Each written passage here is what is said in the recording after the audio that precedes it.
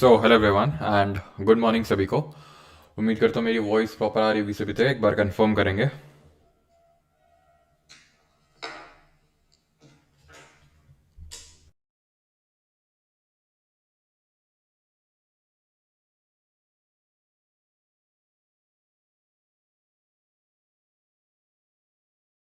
पर हैं कि नहीं? हाँ ओके, अभी आई थिंक वॉइस एको नहीं हो रहा होगा। तो आज हम लोग स्टार्ट करने वाले हैं हिस्टोरिकल बैकग्राउंड, और इस चैप्टर में हम देखेंगे हिस्टोरिकल बैकग्राउंड में क्या देखते हैं। वैसे तो अभी हम लोग हिस्ट्री कर रहे थे बैच में, जिन लोगों को नहीं पता है तो हम लोग हिस्ट्री कर रहे थे अभी बैच में। और अभी सिर्फ हम लोगों ने एंशियंट हिस्ट्री स्टार्ट किया है और सिर्फ 4 लेक्चर्स देखे, जिसमें कि स्टोन एज, ब्रॉन्ज एज, आपका वैदिक एज, और हमने उसके बाद जैनिज़्म एंड बुद्धिज़्म देखा है। ठीक है, अभी काफ़ी बड़ा चंक ऑफ एंशियंट हिस्ट्री बाकी है, देन मेडिवल हिस्ट्री बाकी है। तो ये लेक्चर हम अभी कर रहे हैं इसलिए बिकॉज ये काइंड ऑफ ये ऐसा चैप्टर है जो पॉलिटी का भी होता है, हिस्ट्री का भी होता है। ठीक है, पॉलिटी का भी होता है और हिस्ट्री का भी होता है। ठीक है, इसको पॉलिटी में मैं यूजुअली करवाता हूँ, पॉलिटी का ही मेनली पार्ट होता है। लेकिन हमने जब पॉलिटी किया था तो नहीं किया था बिकॉज एज सच मतलब ऐसा कोर पॉलिटी का नहीं है ये कि आपको ये चैप्टर नहीं करेंगे तो समझ नहीं आएगी पॉलिटी। बिकॉज ये वही वजह से होता है, हिस्ट्री का भी है पॉलिटी का भी है, कैसे आप समझ जाएंगे। बाकी कुछ यहाँ पर टर्म्स हैं जैसे कि गवर्नर, गवर्नर जनरल जब मैं यूज़ करूँगा तो ठीक है, अभी तो मैं समझाऊँगा। बाकी ये टर्म्स आपको जब हम लोग मॉडर्न हिस्ट्री पढ़ेंगे तो वहाँ पे भी इन टर्म्स को देखेंगे। ठीक है। Nitish Reddy and Washington, recording on है क्या भाई? एक सेकंड स्कोर देख लें जरा। अब ऐसा बार बार लिखे जा रहे हो तो मेरे मन में जो है एकदम तुमने क्यूरोसिटी जगा दी है। Okay, 326 run Washington Sundar, 40 run Nitish Kumar Reddy, 85 run, बहुत सही। इंडिया का lower order, middle order, lower order ही थोड़ा संभाल लेता है। टॉप ऑर्डर तो एकदम ध्वस्त है, बॉटम ऑर्डर है बेचारा। बॉटम ऑर्डर बॉलिंग भी करे, बैटिंग भी करे, सब वही कर दे। तो आकाशदीप 0, रेड्डी और सुंदर ने जो है संभाले रखा है, बहुत सही। Rain stops play. बारिश वहाँ भी होगी क्या? हमारे यहाँ पे भी हो रही है आज बारिश, मतलब हुई थी सुबह, अभी तो नहीं हो रही है, हुई थी सुबह के टाइम। चलो सही है, कम से कम ज़्यादा से ज़्यादा ट्रेल करेंगे तो मेरे हिसाब से 50-60 रन से ही ट्रेल करेंगे, है ना। 3 विकेट अभी 100 रन तक संभाल ले जाने चाहिए। पता नहीं, हो सकता 3 विकेट 50 रन के अंदर ही गिर जाएँ, 20 रन के अंदर ही गिर जाएँ, लेकिन देखते हैं। लेकिन हाँ, ऐसा लग रहा था कि बहुत ज़्यादा ट्रेल करेंगे तो वो नहीं रहा। हाँ जी।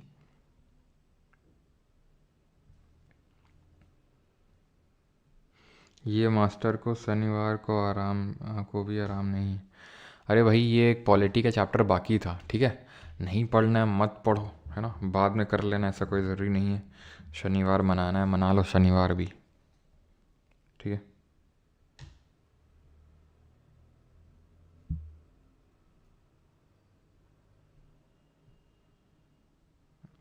सर आप रुक रुक के पढ़ाते हो बेटा, दिक्कत क्या है ना, तुम हमें देखते तो हो नहीं। अब जैसे देखो तो पता चले कि अच्छा अब सर कमेंट देख रहे हैं, है ना, वगैरह। तुमको लगता है सर चुप क्यों हो गए, है ना। शायद यही शायद तुम्हारे कहने का तात्पर्य होगा। बाकी जो भी तात्पर्य हो, अपना तात्पर्य अपने पास रखो, और जो भी मैं पढ़ाने जा रहा हूँ उसको ध्यान से समझना, बिकॉज नहीं तो फिर बहुत दिक्कत में पड़ जाओगे। क्योंकि ये चैप्टर यूजुअली लोगों को बड़ा दिक्कत देता है, इधर समझ में नहीं है। हर किसी स्टूडेंट के साथ होता है, चाहे एसएससी का हो चाहे यूपीएससी का हो, हर किसी के साथ दिक्कत है इस चैप्टर में। लेकिन अगर आप ध्यान से समझिए, मैं पूरा कोशिश करूँगा अपने साइड से कि आपको बहुत ही सारी चीज़ें आसानी से समझा दूँ, जितना नीडेड है आपके एग्ज़ाम पर्सपेक्टिव से। ठीक है, वो डिपेंड करेगा आप कितने फोकस के साथ यहाँ पर बैठे हुए लेक्चर में। स्टार्ट करते हैं हिस्टोरिकल बैकग्राउंड। अब ये हिस्टोरिकल बैकग्राउंड है क्या, तो एक्चुअल में हुआ क्या था। जैसे मैंने आपको बताया हिस्ट्री का भी पार्ट होता है, तो हिस्ट्री में हम लोग पढ़ेंगे मॉडर्न हिस्ट्री में कि 1600 में एक कंपनी होती है, ईस्ट इंडिया कंपनी। ठीक है, इसको चार्टर दिया जाता है, चार्टर काइंड ऑफ की मतलब इसको एक लाइसेंस दिया जाता है कि आप जाओ और इंडिया में, ठीक है, आप जाओ और इंडिया में ट्रेड करो जाके। बहुत सारी कंपनीज़ ने ये एक तरह से हम बोल सकते हैं कि इसमें अप्लाई किया था, लेकिन ईस्ट इंडिया कंपनी की लॉटरी खुल गई। उसने उसको बोला गया कि आप जा सकते हो और आप ही ट्रेड कर सकते हो वहाँ पर इंडिया में। 1600 में ये चार्टर मिलता है ईस्ट इंडिया कंपनी को बाई उस समय की जो क्वीन होती हैं, जैसे अभी किंग है किंग चार्ल्स III, तो वैसे उस समय क्वीन एलिजाबेथ I थी। ठीक है, अब इन्होंने इनको चार्टर दिया कंपनी को, कंपनी आई यहाँ पर, इसने रूल करना स्टार्ट किया। धीरे धीरे धीरे धीरे धीरे रूल बढ़ता गया और कंपनी इंडिया में अपने पोजीशन को कंसोलिडेट करने लगी। ठीक है, एक सेकेंड यार, वैसलीन नहीं गया है, होंठ बहुत फटते हैं, चलो खैर कोई नहीं। तो क्या किया, कंसोलिडेट करने लग गई पोजीशन को जो ईस्ट इंडिया कंपनी है इंडिया में। कंसोलिडेट करने का मतलब ये है कि अपना जो हम बोल सकते हैं फुट होल्ड है वो उसका काफ़ी स्ट्रांग हो गया। ठीक है, शायद आप में से कुछ लोगों को पता हो 1757 का जो बैटल ऑफ प्लासी है, 1764 का जो बैटल ऑफ बक्सर है, ये हम नहीं पता है, तो मॉडर्न हिस्ट्री में ये हम सारी चीज़ें करेंगे। तो इसके बाद जो कंपनी है वो काफ़ी स्ट्रांग हो गई और कंपनी का एक तरह से रूल अक्रॉस द इंडिया और इंडियन सब कॉन्टिनेंट में बोल सकते हैं कि वो स्थापित हो गया पूरी तरह से। किसका? कंपनी का। ये इसी तरह से है जैसे फॉर एग्जांपल मान लो कि यहाँ पर टाटा या फिर मान लो रिलायंस कंपनी है, अफ्रीका के किसी देश में ट्रेड करने के लिए उसको भारतीय सरकार ने अधिकार दे दिया कि आप जाओ वहाँ पर, रूल आप ट्रेड करो, वहाँ पर जाके आप ही ट्रेड कर सकते हो और कोई कंपनी ट्रेड नहीं कर सकती, व्यापार नहीं कर सकती है। मान लो एग्जांपल के तौर पे बुर्किना फासो नाम का एक देश है अफ्रीका में, वहाँ पे अब धीरे धीरे क्या है कि कंपनी जो है रिलायंस वो रूल करने लगी वहाँ पर, शासन करने लगी, पता भी नहीं चला वहाँ के लोगों को और शासन करने लगी। वही हमारे साथ हुआ। ठीक है, कंपनी आई ट्रेड व्यापार करने के लिए और वो शासन करने लगी। हम इतने बटे हुए थे, वो हम मॉडर्न हिस्ट्री में पढ़ेंगे कि कैसे धीरे धीरे उसने शासन अपना बढ़ा लिया पूरे भारत में और अपना पोजीशन को कंसोलिडेट कर लिया। अब हुआ क्या, अब फ़ायदा किसको होगा? ईस्ट इंडिया कंपनी को। अब सोचो इतना बड़ा देश है, इतना मिनरल रिच है, इतना मतलब कि बहुत हम बोल सकते हैं उस समय जो सोने की चिड़िया बोलते थे, तो इट वॉज ट्रू। तो अब उस टाइम पे पाकिस्तान भी पूरा था, इंडिया का ही पार्ट, बांग्लादेश भी था, जो आज म्यांमार देखते हो वो बर्मा पहले हुआ करता था, वो भी था। तो ये पूरा अखंड भारत जिसको आप बोलते हो, तो ये सब इंडिया का ही पार्ट था। अब सोचो इस तरह पूरे पार्ट में एक कंपनी का शासन है, तो इस कंपनी के जो एम्प्लॉयज़ हैं उनकी तो चांदी चांदी हो रखी होगी, माला माल हो रखे होंगे। जब यहाँ से रिटायर होकर जाते थे इंडिया से ब्रिटेन, तो भाई अलग ही उनके वो होते थे जलवे। तो अब ये जलवे ब्रिटिश गवर्नमेंट को भी दिख रहे थे कि भाई कंपनी, ये लोग तो जलवे कर रहे हैं लेकिन कंपनी लॉस में जा रही है। जी हाँ, कंपनी लॉस में जा रही है, मतलब एक तो इसको मोनोपोली दे रखी है और ऊपर से कंपनी लॉस में घाटा दिखा रही है, जबकि इसके एम्प्लॉयज़ तो बहुत रिच हो के आ रहे हैं वहाँ से। तो फिर ये गवर्नमेंट को लगा कि यार यहाँ से अब इनके अफेयर्स को रेगुलेट करना पड़ेगा, क्योंकि एक तरह से ये पूरे ब्रिटेन को रिप्रेजेंट कर रहे हैं इंडिया में, और हमारी छवि ना सिर्फ इंडिया में बल्कि अक्रॉस द वर्ल्ड भी थोड़ा बहुत, भले उतना मीडिया ना हो लेकिन थोड़ा बहुत तो था ही। तो वो हमारा जो छवि है वो थोड़ा सा बेकार होता है उसको, क्योंकि ये एक तरह से हम ही को तो रिप्रेजेंट कर रहे हैं। वो लोग ऐसे बोले थोड़ी ना बोलेंगे। अब जैसे फॉर एग्जांपल रिलायंस जा रही है वहाँ पे बुर्किना फासो में, तो क्या बोलेंगे? ये इंडिया कंपनी, इंडिया की कंपनी है, इंडिया की है। ठीक है, इंडिया के लोग बहुत ख़राब होते हैं। तो इस तरह से अपनी छवि को सुधारने के लिए और इनके अफेयर्स को मैनेज करने के लिए अब कंपनी ने क्या किया, सॉरी गवर्नमेंट ने क्या करना शुरू किया। अब यहाँ पे वहाँ की जो पार्लियामेंट होती थी, संसद होती थी, जहाँ से हमने पार्लियामेंट्री फॉर्म ऑफ गवर्नमेंट लिया, उन्होंने इनके अफेयर्स को रेगुलेट करना स्टार्ट कर दिया और पहला एक्ट पास किया जिसका नाम था रेगुलेटिंग एक्ट ऑफ 1773, 1773 का regulating act. Is that clear? एक सेकेंड, आई थिंक हिंदी वाली PDF आज शेयर हुई है कि नहीं हुई है? वॉइस ब्रेक हो रही है, वॉइस ब्रेक हो रही है क्या? आपने बताया नहीं आज की क्लास के बारे में। क्या नहीं बताया भाई? कल बताया तो था क्लास के बारे में, क्यों?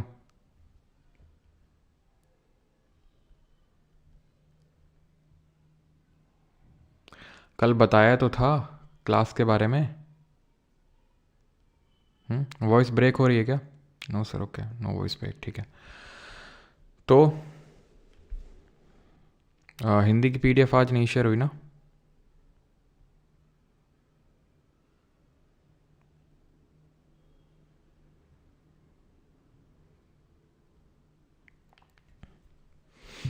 चलो कोई नहीं, शेयर हो जाएगी आपके प्राइवेट टेलीग्राम ग्रुप में। अभी आप समझ लो अच्छे से, सारी चीज़ें आपको समझ में आने वाली। PDF आपकी हिंदी में अलग से शेयर हो जाएगी, ठीक है, प्राइवेट टेलीग्राम ग्रुप पे। तो रेगुलेट करना अब स्टार्ट किया अफेयर्स को। कैसे रेगुलेट करना स्टार्ट किया? सबसे पहला बेसिक पॉइंट जो आपको एकदम से समझ में आ जाएगा, that was prohibited the servants from taking any bribe और प्रेजेंट्स फ्रॉम इंडियंस। कि अब आप घूस नहीं ले सकते इंडियन से। ये घूस उस लेना बंद करो, हम तुम्हारी सैलरी वैलरी बढ़ा रहे हैं, ये ब्राइब लेना बंद करो, जिससे कि हमारी छवि बेकार होती है, और ना सिर्फ तुम्हारी इंडियंस के प्रति बल्कि तुम्हारी जो ब्रिटेन में आते हो वहाँ भी छवि ख़राब होती है कि भाई देखो कितना घूस ले लेके आ रहे हैं। जो गवर्नर ऑफ बंगाल है, मतलब देखिए सर, होता क्या था कि ये जो हमारा पूरा इंडिया था, इंडिया सब कॉन्टिनेंट था, मैं ऐसे बना देता हूँ, वैसे तो पाकिस्तान और बांग्लादेश भी था, तो मैं ऐसे बना देता हूँ, ठीक है। तो 3 जो इकोनॉमिकली रिच रीजन्स थे वहाँ पर एक प्रोविंस बना दी गई थी। बंगाल था, बॉम्बे था और मद्रास था। यहाँ पर पॉपुलेशन भी बहुत ज़्यादा थी और इकोनॉमिकली भी बहुत ही रिच थे, और इकोनॉमिकल पर्सपेक्टिव से ये बहुत इंपॉर्टेंट साइट्स थी, तो इनको प्रोविंसेस बना दिया गया। अब था हुआ क्या, 1773 से सेंट्रलाइजेशन स्टार्ट हो गया। सेंट्रलाइजेशन का मतलब है कि केंद्रीयकरण। केंद्रीयकरण का मतलब होता है कि जहाँ पर जैसे फॉर एग्जांपल आज अगर सेंट्रल गवर्नमेंट को ज़्यादा पावर दे दी जाए स्टेट गवर्नमेंट के कंपैरिजन में, आप पॉलिटी पढ़ चुके हैं, ठीक है, तो इसको हम क्या बोलेंगे, सेंट्रलाइजेशन। याद करो हमने 2 तरह के फीचर्स पढ़े थे, फेडरल फीचर और यूनिटरी फीचर। फेडरल फीचर और यूनिटरी को ही फीचर को क्या बोल रहे थे, वो फीचर जो एक तरह से सेंटर को ज़्यादा पावर दे रहे हैं। इतनी बात क्लियर है। तो वैसे ही क्या हुआ कि इनको यानी कि बॉम्बे को और मद्रास को इनकी पावर थोड़ी थोड़ी लेके और इसको पावर दे दी गई। कैसे, वो हमें साफ समझ में आ रहा है कि अब गवर्नर ऑफ जो बंगाल है आज से गवर्नर जनरल ऑफ बंगाल हो गया, ठीक। और पहला गवर्नर जनरल कौन बना बंगाल का, वॉरेन हेस्टिंग्स।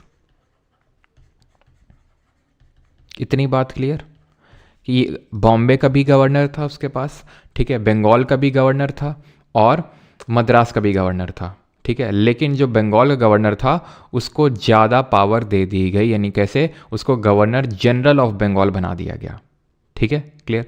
दूसरा पॉइंट क्या है, ठीक है, दूसरा पॉइंट क्या है, तो दूसरा पॉइंट है creation of executive council of 4 members to assist governor general, ठीक है। यानी कि एक 4 मेंबर की एग्जीक्यूटिव काउंसिल बनाई गई गवर्नर जनरल को असिस्ट करने के लिए। कौन, गवर्नर जनरल जो बंगाल का है, कि भाई तुम लोग तो अभी ऐसे रहो, क्योंकि अब ये गवर्नर जनरल बन चुका है, इसके काम बढ़ चुके हैं, तो अब ये खुद के लिए 4 मेंबर रख सकता है खुद उसको असिस्ट करने के लिए। और यहीं से ही हमारी अभी देखना धीरे धीरे धीरे धीरे यही बड़ा होके इंडियन पार्लियामेंट बन जाएगा, ठीक है। अभी देखना है, तो ये गवर्नर जनरल ऑफ बंगाल है, ये 4 मेंबर रख सकता है इसको असिस्ट करने के लिए। पहला गवर्नर जनरल कौन थे हमने देख लिया है, Bombay Madras presidency is made subordinate to Bengal, वो जो मैंने आपको चीज़ बताई अभी।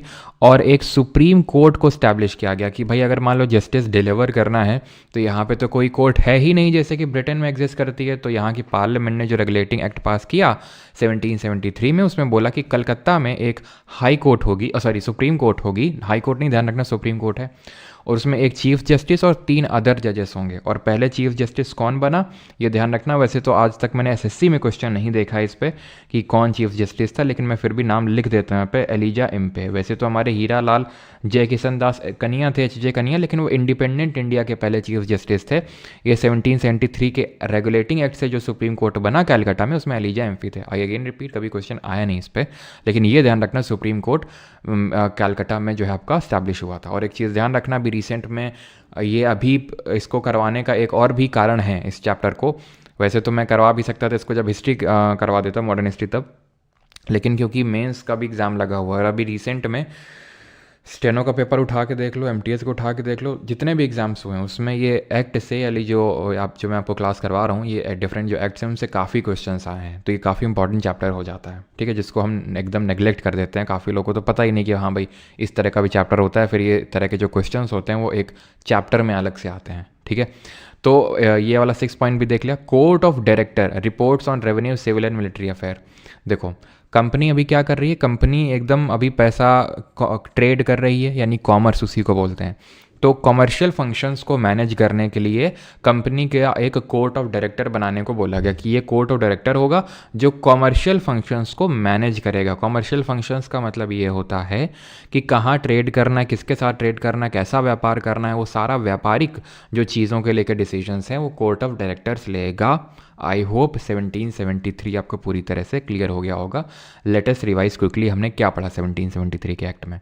हमने पढ़ा कि सबसे पहला एक्ट ब्रिटेन की पार्लियामेंट ने पास किया ईस्ट इंडिया कंपनी के अफेयर्स को रेगुलेट करने के लिए, कि वो ब्राइब नहीं ले सकते हैं अभी, ठीक है, वो और क्या नहीं कर सकते हैं, वो एक तो ब्राइब नहीं ले सकते हैं, ऊपर से अब क्या करना होगा, आपको कोर्ट ऑफ डायरेक्टर को स्टैब्लिश करना होगा जो कमर्शियल फंक्शंस को मैनेज करेगा, प्लस सुप्रीम कोर्ट स्टैब्लिश करना होगा कलकत्ता में, एक चीफ जस्टिस और बाकी 3 अदर जजेस होंगे। गवर्नर ऑफ बंगाल जो है, बंगाल में एक गवर्नर है, बॉम्बे में है और एक मद्रास में है, तो बंगाल वाले को गवर्नर जनरल बना दिया गया और उसको बोला गया कि भाई तुम्हारे लिए 4 मेंबर की एक हम काउंसिल देते हैं जो तुमको असिस्ट करेंगे तुम्हारे काम में, जो तुम्हें डिसीजंस लेने में तुम्हें हेल्प करेंगे। ठीक है, तो ये सारी चीज़ें हमने यहाँ पर पढ़ी। अब आते हैं, और ये एक तरह से यहाँ से सेंट्रलाइजेशन, केंद्रीयकरण शुरू होता है। ये अमेंडिंग एक्ट है, इसको एक्ट ऑफ सेटलमेंट के नाम से जाना जाता है, लेकिन ये बहुत ज़्यादा पूछता नहीं है, बस ये ध्यान रखना 1781 का जो अधिनियम होता है उसको एक्ट ऑफ सेटलमेंट के नाम से जाना जाता है, और इसको पास किया गया था जो डिफेक्ट थे रेगुलेटिंग एक्ट ऑफ 1773 में उसको सही करने के लिए, उनको रेक्टिफाई करने के लिए, जो डिफेक्ट्स थे उनको रेक्टिफाई करने के लिए, उनको सही करने के लिए। बस it exempted the governor general and council from jurisdiction of supreme court, यानी सुप्रीम कोर्ट जो अभी बनी है यहाँ पर, ये इनके खिलाफ कोई मुकदमे वगैरह नहीं चला सकती है। बस बहुत ज़्यादा इसमें और हमें याद करने की ज़रूरत नहीं है। अब आते हैं पिट्स इंडिया एक्ट ऑफ 1784। ये तो समझ में आया कि ब्रिटेन के पार्लियामेंट में एक एक्ट पास हुआ ईस्ट इंडिया कंपनी के अफेयर्स को रेगुलेट करने के लिए, तो नाम हो गया रेगुलेटिंग एक्ट। ठीक है, ये पिट्स इंडिया एक्ट क्यों है, क्योंकि उस समय का जो ब्रिटेन का प्राइम मिनिस्टर था उसका नाम जेम्स पिट था, तो उसके नाम पे पड़ा इसका नाम।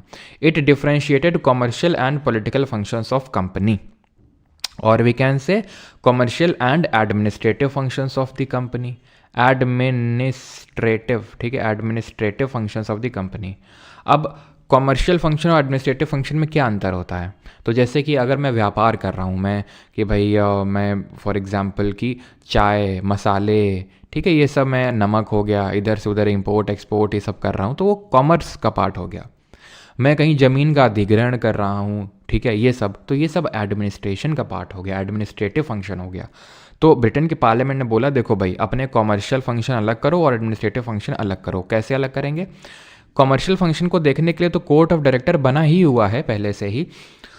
अब एडमिनिस्ट्रेटिव फंक्शंस देखने के लिए हम एक बोर्ड ऑफ कंट्रोल क्रिएट करेंगे, यहीं इंग्लैंड में ही, जो कि आपके एडमिनिस्ट्रेटिव फंक्शंस को, अफेयर्स को मैनेज करेगा और हमें वो सारी चीज़ें रिपोर्ट करेगा। यानी कि आप कॉमर्शियल फंक्शंस देखो और बोर्ड ऑफ कंट्रोल यहाँ इंग्लैंड में बैठेगा, ठीक है, जिसमें कि रफली 6 मेंबर्स होंगे और वो 6 मेंबर्स एडमिनिस्ट्रेशन को लेके डिसीजन लेंगे। इसी चीज़ के लिए इसको हाफ लोफ सिस्टम बोला गया, क्योंकि अगर आप देखें तो क्या हुआ इससे एक डुअल रोल स्टार्ट हो गया, डुअल कंट्रोल स्टार्ट हो गया। डुअल कंट्रोल का मतलब ये होता है कि दो लोगों के पास अलग अलग चीज़ों का कंट्रोल है। अगर हम देखें तो जो कॉमर्शियल फंक्शंस हैं उसको लेके तो कंट्रोल अभी भी कंपनी के पास है, जो कोर्ट ऑफ डायरेक्टर है उनका, ठीक है।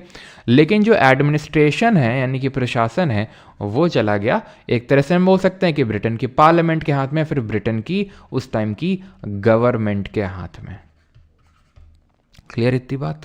तो इसको हाफ लोफ सिस्टम बोल देते हैं इसलिए क्योंकि it sought to mediate between parliament and the company के जो डायरेक्टर्स थे, ठीक है। यानी कि पार्लियामेंट भी आ गए, कंपनी के डायरेक्टर्स आ गए, तो इसको हाफ लोफ सिस्टम बोल दिया कि बिकॉज ये बीच में मध्यस्थता कर रहा है दोनों के बीच में।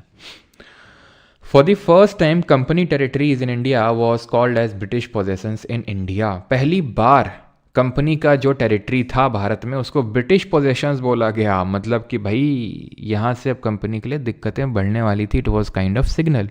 पहला सिग्नल तो यहीं पे दे दिया गया था 1773 के एक्ट में, जब ब्रिटेन की पार्लियामेंट ने ये बोला कि देखो भाई कंपनी, ये मत सोचना कि तुम्हारा लाइसेंस आजीवन है। अब हम क्या करेंगे, अब से हर 20 साल में, हर 20 ईयर्स में रिव्यू होगा और उसके बेसिस पे जो तुम्हारा ये लाइसेंस चल रहा है उसको एक्सटेंड किया जाएगा। जैसे अभी अगर हमने तुम्हें लाइसेंस दिया तो 20 साल तक और चलेगा, फिर अगले 20 साल तक। ऐसा नहीं कि हमने दे दिया था क्वीन एलिजाबेथ I ने तो वो चले जा रहा है। दूसरा सिग्नल यहाँ से मिलता है हमें कि भाई जो ब्रिटेन की गवर्नमेंट है वो ज़्यादा अब इंटरेस्टेड हो रही है इंडिया में कि कंपनी से थोड़ी थोड़ी धीरे चीज़ें ली जाएं और डायरेक्ट रूल किया जाए, ना कि कंपनी के हाथ में सब कुछ छोड़ दिया जाए। तो अब क्या हो रहा था, इसी वजह से क्या बोला यहाँ पर ब्रिटेन की पार्लियामेंट ने कि भाई देखो, ये जो तुम्हारी टेरिटरी हैं वो ब्रिटिश पोजेशंस हैं, यानी कि तुम ब्रिटेन क्राउन के नाम पे उनका शासन कर रहे हो, ध्यान रखना। यानी कि एक तरह से हिंट है कि कभी भी छीनी जा सकती है। 1793 का चार्टर एक्ट आया। It extended the trade monopoly of the company in India for other period of 20 years. इसने और 20 साल के लिए एक्सटेंड कर दिया। जो 20 साल वाला रूल मैंने आपको अभी बताया। कमांडर इन चीफ होता था जो आर्मी का, was not to be a member of the governor general council. याद है गवर्नर जनरल काउंसिल जो 1773 के एक्ट में पास हुई थी, इसको हम कभी कभी किंग इन काउंसिल भी बोल देते हैं, लेकिन ध्यान रखना वो गवर्नर जनरल को असिस्ट करने के लिए जो 4 मेंबर्स दिए गए थे वो गवर्नर जनरल काउंसिल है। Member of the board of control, जो हमने देखा था कि 1784 के पिट्स इंडिया एक्ट में बना था एडमिनिस्ट्रेटिव अफेयर्स को मैनेज करने के लिए, and staffs were to be paid out of the Indian revenue. यानी कि जो बोर्ड ऑफ कंट्रोल जो इंग्लैंड में बैठ रहा है उसको भारतीय रेवेन्यू से पे किया जाएगा। जो भारत से रेवेन्यू जनरेट होगा उसको ब्रिटेन नहीं पे करेगी। आई होप क्लियर होगा यहाँ तक। अब कॉन्टिन्यूएशन में ही अगला एक्ट आता है चार्टर ऑफ एक्ट ऑफ 1813। अगर आप ध्यान से देखें तो 20 साल बाद आपका 1813 होगा। तो 20 साल बाद जब 1813 हुआ तो अब 1813 के एक्ट ने क्या क्या किया, ठीक है, बिकॉज इंडियन फंड में जाएगा। It abolish trade monopoly of the company in India. It was a very important act क्योंकि इसने ट्रेड मोनोपोली खत्म कर दी सर। मतलब वही है ना कि जैसे एक प्रियंका चोपड़ा का कोई डायलॉग है कि आप हमसे ये मांग लेते, आपने तो हमसे हमारी क्या जान ही मांग ली, ऐसा करके कुछ है ना। तो मेन ईस्ट इंडिया कंपनी का तो ट्रेड करने के लिए आई थी, वही ख़त्म कर दिया, ट्रेड मोनोपोली ख़त्म कर दी कि आपकी कोई मोनोपोली नहीं है। How it continued the monopoly of the company over trade in T and trade with China. कि सुनो, चाय में और चाइना के साथ तुम ट्रेड कर सकते हो और ब्रिटेन की कोई कंपनी ट्रेड नहीं कर सकती है, लेकिन इन दोनों चीज़ों को छोड़ के बाकी जो सारी चीज़ें हैं उनमें अब तुम्हारा कोई एकाधिकार नहीं रहा, कोई मोनोपोली नहीं रही। It asserted the sovereignty of the British crown over the companies territory in India. वही सेम चीज़ कि आप ये मत भूलो कि जो तुम रूल कर रहे हो इंडिया में वो ब्रिटेन क्राउन मतलब वो राजा और रानी के नाम पे रूल कर रहे हो। जैसे आज याद करो आर्टिकल नंबर 77 क्या है ऑफ द कॉन्स्टिट्यूशन, कि जो भी धंधा होता है, जो भी बिजनेस होता है, कंडक्ट ऑफ बिजनेस की बात करता है। All business transacted shall be in the name of the president. Article 77 बोलता है, तो वही है क्या प्रेसिडेंट, क्योंकि हमारा हेड है कंट्री का, तो इसलिए जितना भी काम होता है उसके नाम पे होता है। तो वहाँ पर भी ऐसे ब्रिटिश क्राउन के नाम पे होता है, होता था, होता है आज भी, ठीक है। तो ब्रिटिश क्राउन के नाम पे ये हैं territories. Allowed Christian missionaries to come to India, यानी क्रिश्चियन मिशनरीज जाओ तुम और जाके क्रिश्चियनिटी को प्रमोट करो। 1 लाख रुपए मतलब अलग से निकाले जाएंगे भारतीय शिक्षा में खर्च करने के लिए। एक लॉ मेंबर, ये जो गवर्नर जनरल की जो एग्जीक्यूटिव काउंसिल है जो 1773 के रेगुलेटिंग एक्ट से क्रिएट हुई, हमने देखा कि एक गवर्नर जनरल उसको असिस्ट करने के लिए 4 मेंबर की काउंसिल, उसमें एक लॉ मेंबर भी होगा, एक कानून सदस्य भी होगा। और ये पहला कौन बना, कोई गेस कर सकता है कौन था वो? तो ये था थॉमस बैबिंगटन मैकॉले। जब हम मॉडर्न हिस्ट्री पढ़ेंगे तो इसका नाम आपको फिर से देखने मिलेगा। Authorise the local governments in India to impose taxes on persons and punish the persons for not doing so. यानी किसने बोला कि जो लोकल गवर्नमेंट हैं, लोकल गवर्नमेंट मतलब जो लोकल लेवल पे वहाँ पे इंडिया का ही कोई आदमी है, ऐसे कोई ब्रिटेन का आदमी नहीं है, वो जो गवर्नमेंट चला रहा है अपनी, जो टैक्सेस लोगों से कलेक्ट करके, जो टैक्स होता है लोगों से कलेक्ट करके जो ब्रिटेन जो इनको ईस्ट इंडिया कंपनी वालों को दे रहा है, ब्रिटेन को दे रहा है, अब वो खुद अपने लिए हमें नहीं देना, ब्रिटेन बोला हमें नहीं देना, अगर तुम्हें अपने आप से टैक्स लगाना है अपने लिए तुम लगा सकते हो, और ना दें तो मारना कूटना इनको। सोचो किस लिए किया होगा कि भाई यहाँ से एक लॉयल कम्युनिटी ऑफ इंडियंस हो जाएगा इनके लिए। ये जो लोकल गवर्नमेंट के जो मुखिया हैं मारेंगे किसको, टैक्स, क्योंकि भाई हर किसी को पैसे से प्यार है। अगर आपको एग्जांपल देता हूँ मैं, ठीक है, आप में से कुछ लोग होंगे जो बीजेपी से चिढ़ते होंगे, आप में से कुछ लोग होंगे जो कांग्रेस से चिढ़ते होंगे। मान लेते हैं जो बीजेपी से चिढ़ते हैं, तुम आज बीजेपी की गवर्नमेंट है, क्योंकि पावर में गवर्नमेंट है, बीजेपी आपको पावर दे देती है कि मान लो आपको एग्जाम नाम है राहुल, कि बेटा राहुल, ठीक है, बोलो कि जी सरकार, भले चाहे जितना चिढ़ते हो ठीक है, और आपको आज से हम ये पावर देते हैं, मान लो मोदी जी आए सीधे और आपको बोलें कि आज से हमको पावर देते हैं कि जो राहुल तुम हो, तुम अपने क्षेत्र में, ठीक है, बॉस हो, राजा हो तुम, और जाके टैक्स लोन से कलेक्ट करो, ना करे ना मारना, कोई दिक्कत हमसे बताना, ठीक है, कोई दिक्कत नहीं होगी, तुम आराम से मारना पीटना, ठीक है। अब भले तुम बोल दो, लेकिन 99.99% लोग, ठीक है, बिल्कुल एग्री कर जाएंगे जी हुजूर, और भले चाहे आप जितना चढ़ते थे अभी बीजेपी से, लेकिन अब आप उस टैक्स कलेक्ट करना शुरू कर देंगे। सिंपल सी बात है। तो चाहे भले एक फॉरेन सरकार आके हमें रूल कर रही थी, लेकिन सोचो इनको पावर दे दी गई इंडियंस को कि तुम टैक्स ले सकते हो अपने लिए, और अगर ना दें तो पनिश कर सकते हो। तो इससे क्या होगा, जो इंडियंस हैं उनके मन में ब्रिटिशर्स के लिए तो बाद में, लेकिन पहले तुम्हारे यानी कि जो लोकल गवर्नमेंट के जो मुखिया हैं उनके लिए, उनके लिए अपने उनके मन में ज़्यादा द्वेष हो जाएगा। ठीक है, उनसे गुस्सा होंगे, और जब मारेंगे पीटेंगे, जब उनसे गुस्सा होंगे तो ये लीडर्स हैं ये ब्रिटिश गवर्नमेंट के प्रति ज़्यादा लॉयल हो जाएंगे। समझ रहे हो आप? ठीक है, चल। तो 1813 को, ओहो हम तो भूल ही गए थे टैक्स की रानी। चार्टर एक्ट ऑफ 1833 पे आते हैं। तो यहाँ से हमने क्या सीखा, 1,00,000 रुपए क्रिश्चियन मिशनरीज, एक law member in the governor general का एग्जीक्यूटिव काउंसिल, और ये एक तरह से ट्रेड मोनोपोली खत्म हुई थी, लेकिन पूरी तरह नहीं खत्म हुई थी, जो आके 1833 के चार्टर एक्ट ऑफ 1833 में खत्म हुई। ठीक है, अब वो कैसे खत्म हुई देखते हैं। Mother of taxes, I S.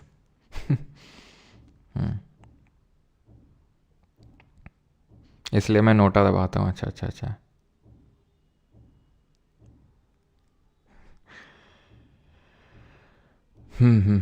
चलो, आज विवाद होगा लगता है।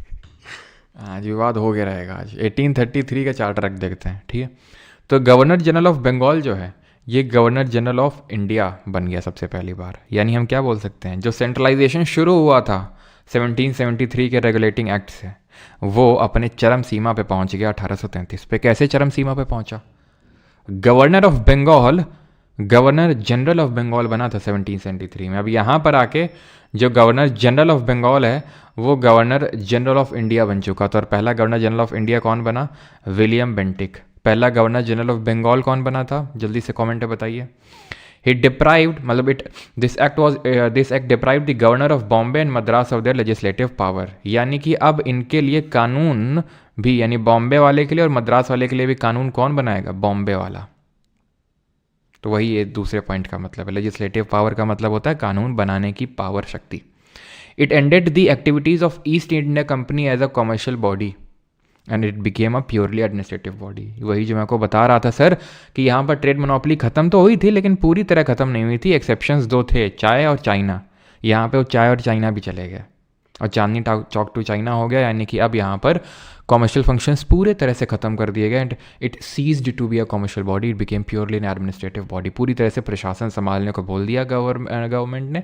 पार्लियामेंट ने वहाँ किया एक्ट ये पास करके बोला कि अब तुम कॉमर्शियल फंक्शन छोड़ दो।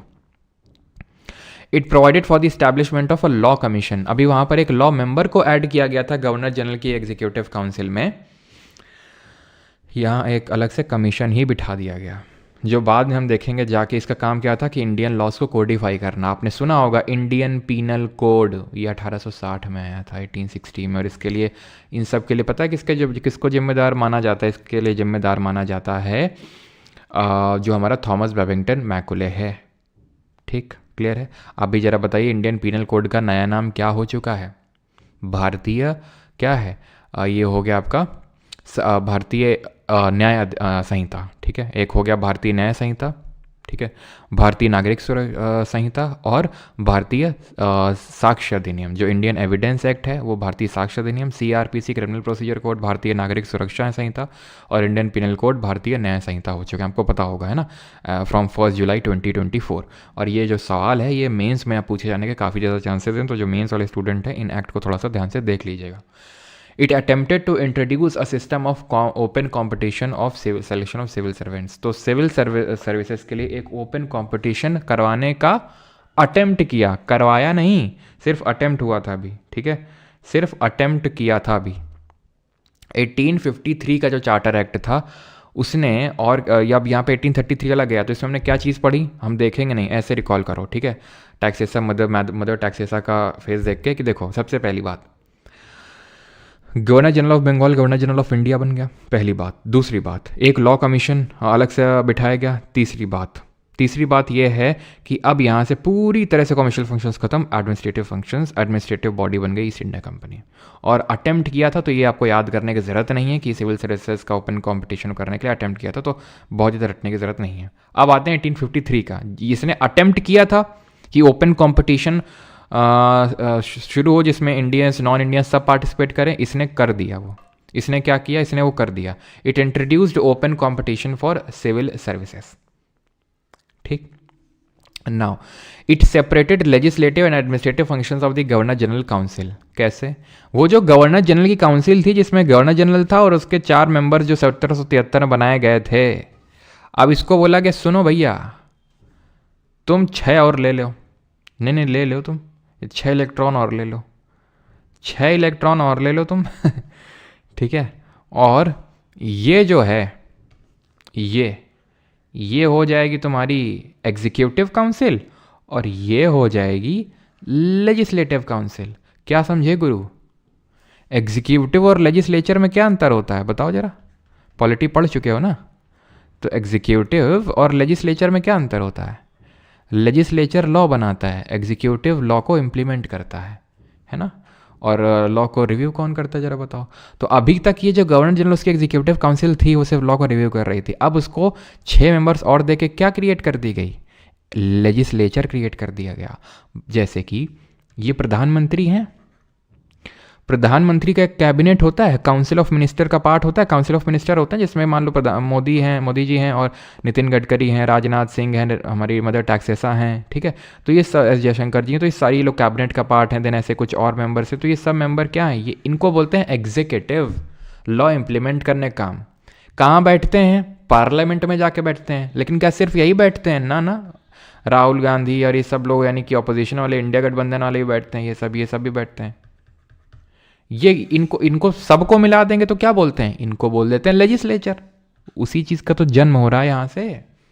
अब समझे कि हमने क्यों पार्लियामेंट्री सिस्टम को अडॉप्ट किया, क्योंकि हम उससे रूबरू हो चुके थे, धीरे धीरे होना स्टार्ट कर दिए थे, हम इंडिपेंडेंस तक हो चुके थे। तो ये समझ में आया कि अब ये पॉइंट का मतलब क्या हुआ कि लेजिस्लेटिव फंक्शंस ये परफॉर्म करेगा जो गवर्नर जनरल की लेजिस्लेटिव काउंसिल है, और वो एग्जीक्यूटिव काउंसिल उसको इम्प्लीमेंट करेगी। ओपन कंपटीशन सिविल सर्विसेज के लिए शुरू हो गया। पहले इंडियन कौन थे जिन्होंने सिविल सर्विसेज का एग्जाम क्वालिफाई किया? Extended the company rule in Indian territory but period is not specified. रुको अब इस पे आते हैं। Introduce local representation in the Indian legislative council की जो लेजिस्लेटिव काउंसिल है इसमें लोकल अभी क्यों क्रिएट की गई? कि भाई तुम गधे हो एक नंबर के, ईस्ट इंडिया कंपनी से बोला ऐसा पार्लियामेंट ने, एक नंबर के वैसे तो चूतिया आदमी हो तुम। हे साला, ऐसे करके फिर रिएक्ट किया किसने? गवर्नर जनरल ने। लेकिन कुछ कर सकता नहीं था। कौन? जो गवर्नर जनरल है। क्यों? क्योंकि अल्टीमेटली वो क्राउन के नाम पे रूल हो रहा था। तो जो लोकल रिप्रेजेंटेशन का मतलब ये है कि भैया जो लॉ बना रहे उसमें इंडियंस को भी इन्वॉल्व करो। जैसे 6 लोग हैं तो 6 में से 4 लो इंडियंस को, 2 तुम ले लो कहीं से भी यूरोपियंस को, ब्रिटेन से, लेकिन 4 इंडियंस को लो तो उन्हें भी अच्छा लगेगा, ठीक है। तो ये चीज़। और पहले इंडियन कौन थे? तो ही वॉज हमारे सत्तू जी, है ना, सत्तू जी जिन्होंने, वो सत्तू जी नहीं है, ठीक है।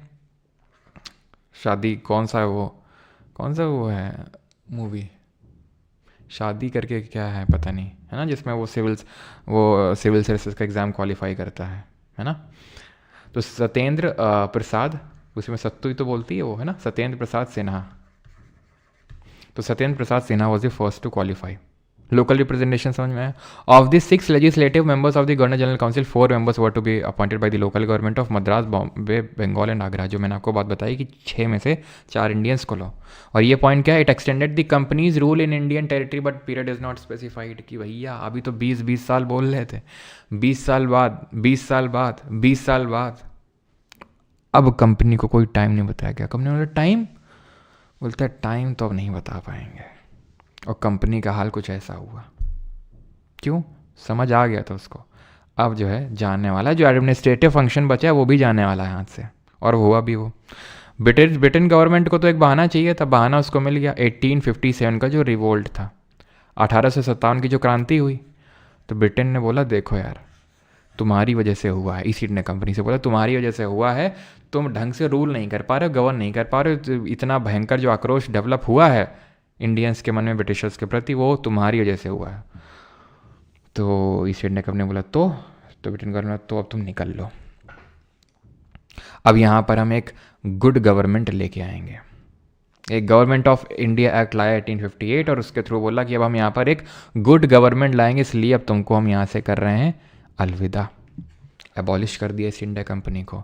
यानी कि अब सीधा, अभी तो इनडायरेक्ट रूल था ब्रिटिश क्राउन का, अब तो डायरेक्ट रूल स्टैब्लिश कर दिया।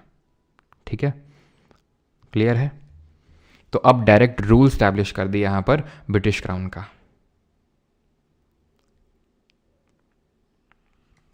ठीक है, क्या चीज़? ओके सॉरी, सत्येंद्र नाथ टैगोर होंगे। सत्येंद्र प्रसाद सिन्हा तो ये 1909 में आएंगे। ठीक है, जो पहले इंडियन बनते हैं एग्जीक्यूटिव वॉइस रॉय के एग्जीक्यूटिव काउंसिल में, ये सत्येंद्र नाथ टैगोर। ठीक है, सत्येंद्र प्रसाद सिन्हा नहीं, सत्येंद्र नाथ, यहाँ पर लिख देता हूँ, नाथ टैगोर।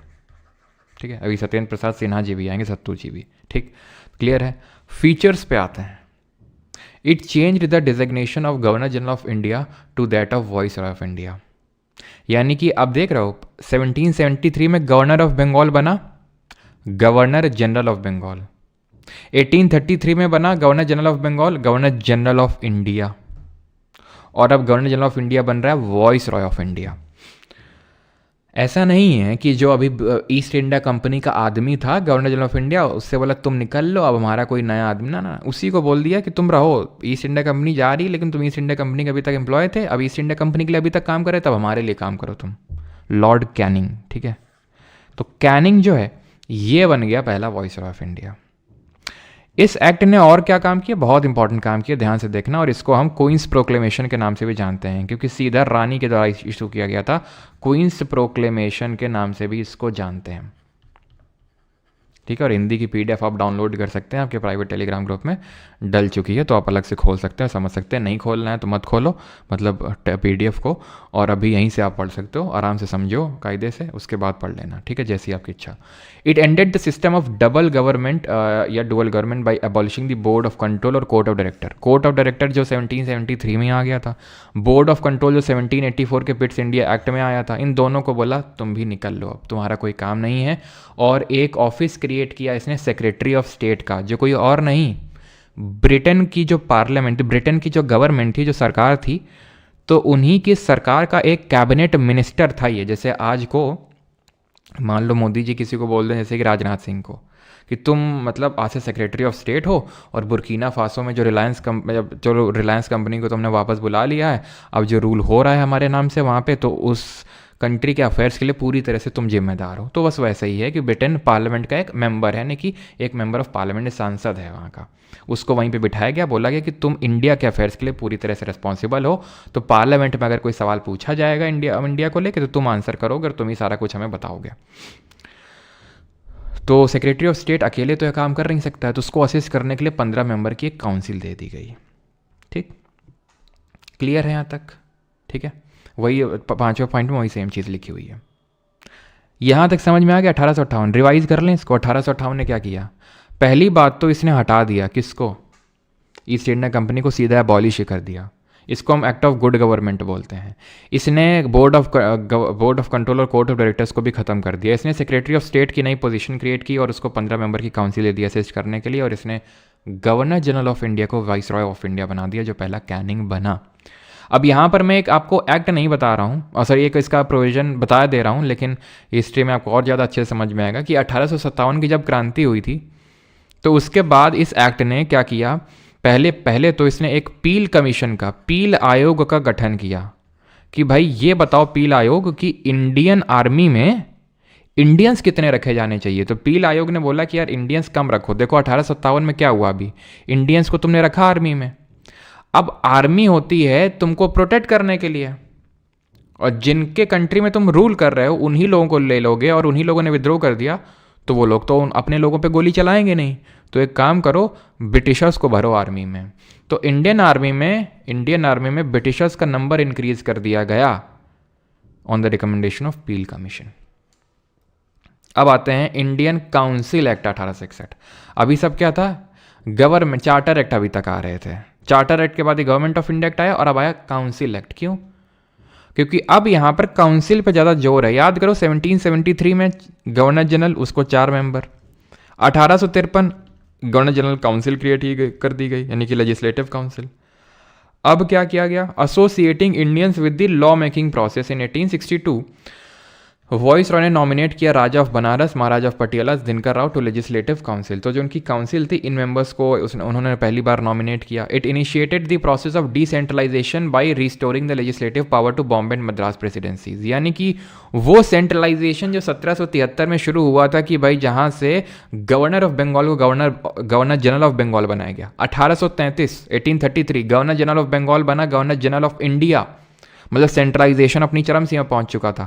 अब वहां से सेंट्रलाइजेशन से डिसेंट्रलाइजेशन हो रहा है, यानी कि जो बॉम्बे और मद्रास वाले बेचारे तरस रहे थे पावर के लिए, उनको भी पावर दे दी गई और उनके लिए भी उनका लेजिस्लेटिव काउंसिल क्रिएट कर दिया गया कि ऐसा मत सोचो कि ब्रिटेन मतलब बंगाल वाला ही सब कुछ क्रिएट कर करके देगा, तुम भी अपनी काउंसिल बनाओ और तुम अपने भी लिए भी लॉ बनाओ। तो बंगाल को ना दिया, बंगाल के पास था, ठीक है। और establishment of new legislative council बनाई गई नॉर्थ वेस्टर्न प्रोविंस में। नॉर्थ वेस्टर्न प्रोविंस ये जो करंटली पेशावर वाला क्षेत्र है वहाँ पर पंजाब, ठीक है, पंजाब।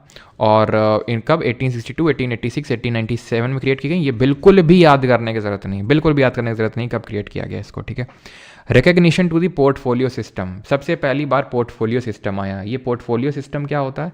जैसे कि डिफेंस मिनिस्ट्री राजनाथ सिंह के अंडर में है, फाइनेंस मिनिस्ट्री आप जानते हैं निर्मला मैडम के अंडर में है, then external affairs ministry S Jaishankar. तो इसी को बोलते हैं पोर्टफोलियो, जहाँ पर पर्टिकुलर मिनिस्ट्रीज एक बंदे को दे दी जाती हैं। इसी को पोर्टफोलियो सिस्टम बोलते हैं, जो 1861 से शुरू हुआ। It empowered the viceroy to issue ordinance, यानी सबसे पहली बार अध्यादेश जारी करने की शक्ति दी गई वॉइस रॉय को। अब आपको पता है अध्यादेश का मतलब होता क्या है ना, कि जब आपकी काउंसिल ना हो, हमने पॉलिटी में पढ़ा था कि जब हमारे जो ये जो हाउसेज हैं सेशन में ना हो, सत्र ना चल रहा हो, ठीक है, सत्र में ना हो, या तो लोकसभा या तो राज्यसभा या दोनों, तो उस टाइम पे जो हमारा राष्ट्रपति है वो ऑर्डिनेंस जारी कर सकता है under which article and governor under which article, जल्दी से बताओ। Without the concurrence of legislative council during an emergency, तो जब इमरजेंसी आए तो ऑर्डिनेंस ला सकता है वॉइस रॉय। जैसे अभी प्रेसिडेंट ला सकता है सेंटर के केस में, गवर्नर ला सकता है स्टेट के केस में। प्रेसिडेंट लाता है 72 आर्टिकल के तहत और 161 आर्टिकल के तहत लाता है गवर्नर।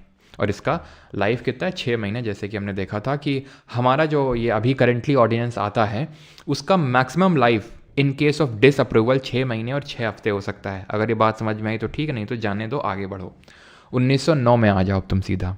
1909 का Indian council act, again council act है ये, बहुत ध्यान रखना। सीधा सीधा क्वेश्चन तो यही पूछ लेता है। एसएससी सीजल 2024 यानी कि जो अभी रिसेंट में सीजल हुआ है उसमें यही पूछा गया था कि सिर्फ इतना ही आइडेंटिफाई करना था उस क्वेश्चन में कि ये चार्टर एक्ट ऑफ 1909 होगा, गवर्नमेंट ऑफ इंडिया एक्ट 1909 होगा, या फिर इंडियन काउंसिल एक्ट ऑफ 1909 होगा। है क्या, कई बार एसएससी वाले खुद कई सारे जब सवाल पूछते हैं तो ऑप्शन में गवर्नमेंट ऑफ इंडिया एक्ट 1909 रख देते हैं, ठीक है। तो वहाँ से कई बार आदत हो जाती है, कई बार मेरे मुंह से भी निकल आता है गवर्नमेंट ऑफ इंडिया एक्ट 1909। लेकिन ध्यान रखिएगा ये गवर्नमेंट ऑफ इंडिया एक्ट नहीं, ये इंडियन काउंसिल्स एक्ट है, क्योंकि इसने काउंसिल्स में रिफॉर्म की है। क्या रिफॉर्म किए पढ़ते हैं, लेकिन इसको प्यार से मॉर्ले मिंटो रिफॉर्म बोलते हैं। अभी तक इतना प्यार किसी को नहीं दिया था, किसी एक्ट को, किसको प्यार से हम कुछ और बोल रहे हो, लेकिन इसको हम प्यार देंगे अब। क्योंकि मॉर्ले मिंटो क्यों बोला? क्योंकि मॉर्ले उस समय सेक्रेटरी ऑफ स्टेट था। बताया अभी कौन होता है सेक्रेटरी ऑफ स्टेट जो गवर्नमेंट ऑफ इंडिया 1858 से क्रिएट हुआ, ठीक है। बस इसके बाद 1919 का है, 1935 का है, खत्म उसके बाद, ठीक है। बस 2-3 एक्ट और बाकी हैं, बस खत्म, ठीक है। सेक्रेटरी ऑफ स्टेट है और मिंटो जो था उस समय वो वॉइस रॉय था। तो मॉर्ले था सेक्रेटरी, मिंटो था वॉइस रॉय। तो मॉर्ले मिंटो दोनों की साठ गांठ से आया था, तो मॉर्ले मिंटो। इसने क्या किया, बहुत ही सिग्निफिकेंटली लेजिस्लेटिव काउंसिल जो गवर्न, अब खुद ही, और मैं फिर से बता रहा हूं तुम्हें, जो गवर्नर जनरल को 4 लोग दिए गए थे, ठीक। फिर गवर्नर जनरल को 6 लोग और दिए गए। अभी 4 थे, एक सेकंड रुको, अभी 4 थे, फिर 6 लोग और दिए गए। 1853 वाले से काउंसिल बन गई। 1858 को जो अधिनियम आया था ना, तो उसने बोला कि अब ये जो गवर्नर जनरल काउंसिल है आज के बाद से 1861 के एक्ट के बाद ये इंपीरियल लेजिस्लेटिव काउंसिल कहलाएगी या फिर सेंट्रल लेजिस्लेटिव काउंसिल कहलाएगी। तो इसी काउंसिल की बात हो रही है कि अब यहाँ पर सेंट्रल लेजिस्लेटिव काउंसिल बोल लो या इंपीरियल लेजिस्लेटिव काउंसिल, बात एक ही है। इसका नंबर, इसमें स्ट्रेंथ 16 से 60 हो गई है। It retained official majority of central legislative council but allowed the provincial legislative council to have non official majority. इसने बोला कि जो आपकी सेंट्रल लेजिस्लेटिव काउंसिल है इसमें 16-60 हो गए, इसमें ऑफिशियल्स की मेजोरिटी रहेगी। मतलब इसमें मेंबर्स जो थे वो दो तरह के थे, मेंबर्स दो तरह के थे, एक ऑफिशियल और एक नॉन ऑफिशियल। ऑफिशियल का मतलब होता है जो प्रशासन का हिस्सा है, वॉइस रॉय बोलेगा, देखो वॉइस रॉय चुनता था, तुम आ जाओ तुम आ जाओ तुम आ जाओ, ठीक है। तो ये प्रशासन के लोग होते थे, यानी कि सरकार के लोग होते थे ये गैर सरकार के, मतलब गैर सरकार के, मान लो किसी ब्रिटिश गवर्नमेंट का ये पार्ट नहीं है। तो सेंट्रल लेजिस्लेटिव काउंसिल में इनको मेजॉरिटी में ही रखा गया, थे ये भी थे लेकिन माइनॉरिटी में थे ये। लेकिन जो प्रोविंशियल लेजिस्लेटिव काउंसिल थी, प्रोविंशियल का मतलब देखो सेंट्रल तो जैसे आज है हमारा पार्लियामेंट है एक सेंटर के पास, वो दिल्ली में बैठता है, दिल्ली में है पार्लियामेंट हाउस, वहाँ पे हमारी सब गवर्नमेंट बैठती है, सेंट्रल गवर्नमेंट। लेकिन हर स्टेट के पास अपनी गवर्नमेंट, अपना है ना लेजिस्लेचर हाउस है ना, तो वैसे ही ज़्यादातर प्रोविंसेस के पास अपना काउंसिल था, पहले नहीं था। लेकिन अब यहाँ देखो ना 1861 में बंगाल को मिल गया, नॉर्थ NWFP को, पंजाब को, इन सबके पास था। तो इन लोगों, ये लोग जो है नॉन ऑफिशियल मेजोरिटी रख सकते हैं, ये लोग नॉन ऑफिशियल मेजोरिटी रख सकते हैं, यानी कि नॉन गवर्नमेंट के बंदे रख सकते हैं, ठीक। ये है इसका मतलब। Members were allowed to ask supplementary questions, move resolutions on the budget and so on. लेकिन बजट पे वोटिंग अभी अलाउड नहीं होती, सिर्फ सप्लीमेंट्री क्वेश्चन पूछे जा सकते हैं। जैसे कि हम पढ़ते हैं बजट आर्टिकल 112, तो उसमें हम पढ़ते हैं दो पार्ट होते हैं उसके एक्सपेंडिचर के, एक तो चार्ज एक्सपेंडिचर और दूसरा होता है एक्सपेंडिचर मेड फॉर्म। तो चार्ज पे तो वोटिंग अलाउड ही नहीं होती है ना, तो वैसे ही समझ लो। और जो एक्सपेंडिचर मेड फ्रॉम में वोटिंग अलाउड होती है वो लोकसभा में होती है, राज्यसभा में तो भी नहीं होती। तो वैसा टाइप इसको थोड़ा समझ सकते हो आप, ठीक। 1909 अभी मेन पॉइंट तो आया ही नहीं 1909 का, ये समझ लो तुम। अभी तो मेन पॉइंट 1909 का, जिसके लिए 1909 वाला एक्ट जाना जाता है, वो आया ही नहीं अभी, ठीक है। और इसके बाद आप डाउट पूछ लीजिएगा जो भी हो, ठीक है। It provided for the first time for the association of Indians with the executive council of the voice Roy and the governor. ये मैं बार बार वही लिख रहा हूँ, गवर्नर ना जनरल लिख के मैं वॉइस रॉय लिखता हूँ। याद करो 4 मेंबर शुरू में दिए गए थे, बाद में फिर 16 मतलब 6 किए गए, ठीक है, फिर 16 हुए धीरे धीरे, अब 60 हो गए, 60 हो गए। लेकिन ये जो इसके अंदर कोर में बैठे हुए हैं, कोर में वो वॉइस, वो क्या है, एग्जीक्यूटिव काउंसिल। जो एक्सपैंड हो रही है वो क्या है, लेजिस्लेटिव काउंसिल। तो अपने अभी लेजिस्लेटिव काउंसिल में इंडियन घुस सकते थे, बड़े वाले गोले में, अंदर वाले गोले में अभी तक इंडियंस अलाउड नहीं थे वॉइस रह के एग्जीक्यूटिव काउंसिल में, लेकिन अब से हो गए। पहले इंडियन मेंबर बने जिन्होंने वॉइस रॉय एग्जीक्यूटिव काउंसिल को ज्वाइन किया, he was Satyendra Prasad Sinha. Now this is the main point. It introduced a system of communal representation for Muslims. Communal representation का मतलब ये होता है कि अब यहाँ से ब्रिटिश गवर्नमेंट ने डिवाइड एंड रूल स्टार्ट किया। इसने बोला कि कोई अगर मुस्लिम बहुल इलाका है, वहाँ पे पहली बात तो मुस्लिम कैंडिडेट ही खड़ा हो सकता है, और वहाँ के जितने मुस्लिम्स हैं सिर्फ वही वोटिंग में हिस्सा ले सकते हैं, और किसी कम्युनिटी के, हिंदू और बाकी कम्युनिटी के, वो लोग हिस्सा नहीं ले सकते हैं। आज भी होता है, दलित सीट आ गई, महिला सीट आ गई, तो ऐसा तो है नहीं कि सिर्फ दलित ही वोट कर सकते हैं, महिलाएं ही वोट कर सकती हैं, है ना। लोकल बॉडीज़ में होता है ना ये रिजर्वेशन होता है अभी, ठीक है। अभी सेंटर में तो 106 अमेंडमेंट एक्ट पास हुआ है तो उससे मिला है, लेकिन अभी इन्फोर्स नहीं हुआ है, लागू नहीं हुआ। अभी विमेन को वो जो हमारा रिजर्वेशन है पार्लियामेंट में, वो अभी तक, ठीक है, वो पूरी तरह से अभी लागू हुआ नहीं है। लेकिन पंचायत में तो है ना, हमने पढ़ा था 73rd अमेंडमेंट एक्ट। रिजर्वेशन किस आर्टिकल में जरा बताइए। लेकिन ऐसा तो नहीं कि सिर्फ वेमेंस ही वोट कर सकती हैं, दलित ही वोट कर सकते हैं। वोट तो हर कोई कर सकता है, बस खड़ा वो दलित हो सकता है या फिर महिला खड़ी हो सकती है। तो यहाँ पे वो कम्युनल रिप्रेजेंटेशन ये अलग होता है, इसको बोलते हैं सेपरेट इलेक्टोरेट, पृथक निर्वाचन।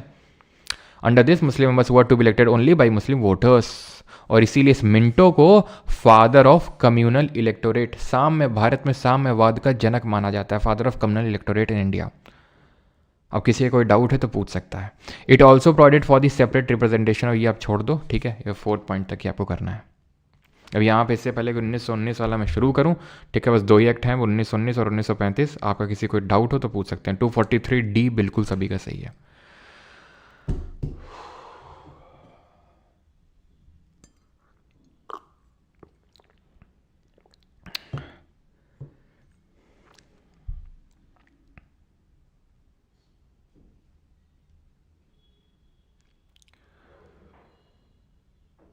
क्वेश्चंस भी करेंगे, यूपीएससी वाले भी करेंगे, एसएससी वाले भी करेंगे।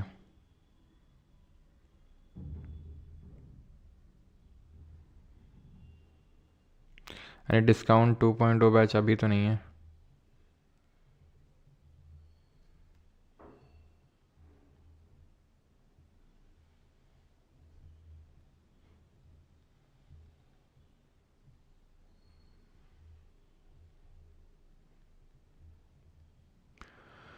जी नीतीश की सेंचुरी हो गई। अच्छा 16 नंबर, गर्दन घुमाओ जरा। Okay thank you. सभी लोग नेक रोटेट कर लेंगे, आइस को ब्लिंक कर लेंगे थोड़ा सा दूर देख के, और एक डीप ब्रीथ ले लेंगे, और पानी को भी पास में रखा करो ना, ग्लास में, बॉटल में, कहीं पे। चलो तो स्टार्ट करते हैं। गवर्नमेंट ऑफ इंडिया एक्ट 1919, जिसको हम प्यार से किस नाम से जानते हैं?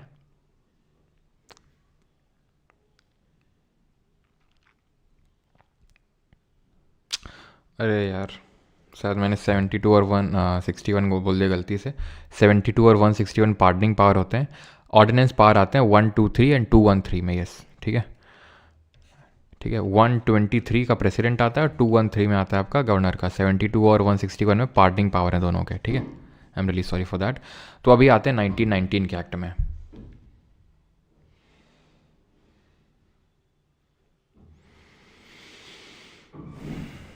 हिंदी बुक नहीं है, चलो ठीक है। तो अब आते हैं गवर्नमेंट ऑफ इंडिया 1919, ठीक है। इसको हम जानते हैं मॉन्टेग्यू चेल्मफोर्ड रिफॉर्म्स के नाम से। क्यों जानते होंगे आपको पता है, क्योंकि ये सेक्रेटरी था उस समय पे और ये वॉइस रॉय था उस समय पे। इसने क्या किया, ठीक है, इस पॉइंट को अभी, ये तो इसी को कर लो अभी, ठीक है। It classified all the subjects of administration into 2 categories. जितने भी सब्जेक्ट्स थे उनको, सॉरी, उनको 2 कैटेगरी में बांट दिया, central subject and provincial subject, ठीक है। सेंट्रल एंड प्रोविंशियल, यानी कि जैसे आज हम पढ़ते हैं 7th जो हमारा शेड्यूल है कॉन्स्टिट्यूशन का, उसमें क्या है, उसमें एक यूनियन लिस्ट है, उसमें एक स्टेट लिस्ट है, उसमें कॉन्करेंट लिस्ट है। कमेंट बताएंगे यूनियन लिस्ट में करेंटली कितने सब्जेक्ट्स हैं, ठीक। तो हमने पढ़ा था कि यूनियन लिस्ट में पहले 97 थे, अभी 100 सब्जेक्ट हैं, 100 सब्जेक्ट हैं। तो उसी तरह से ही एक तो सेंटर के सब्जेक्ट इसने बना दिए, 2 सेंट्रल काउंसिल बनाएगी, ठीक है। अभी देखेंगे सेंट्रल लेजिस्लेटिव काउंसिल थी कि नहीं थी, अब लेजिस्लेटिव असेंबली भी आ जाएगी, उसका भी जन्म हो जाएगा इसी एक्ट से। और प्रोविंसेस के पास अपनी काउंसिल थी, तो प्रोविंशियल सब्जेक्ट पे वो बनाएंगे। लेकिन इसने एक काम और किया, इसने दोहरा डिवीजन किया, यानी डिवीजन में भी डिवीजन कर दिया। इसने सब्जेक्ट को पहले सेंटर प्रोविंस में डिवाइड किया, इनको भी डिवाइड कर दिया। एक को बोल दिया रिजर्व्ड और एक को बोल दिया ट्रांसफर्ड। मैं आपको थोड़ा सा फील दिलाता हूँ। जैसे आज यूनियन लिस्ट, स्टेट लिस्ट है, सेंटर बोले कि देखो स्टेट, जो तुम्हारी स्टेट लिस्ट का सब्जेक्ट है ना, उसमें भी हम 2 डिवीजन कर रहे हैं, एक रिजर्व्ड और एक ट्रांसफर्ड।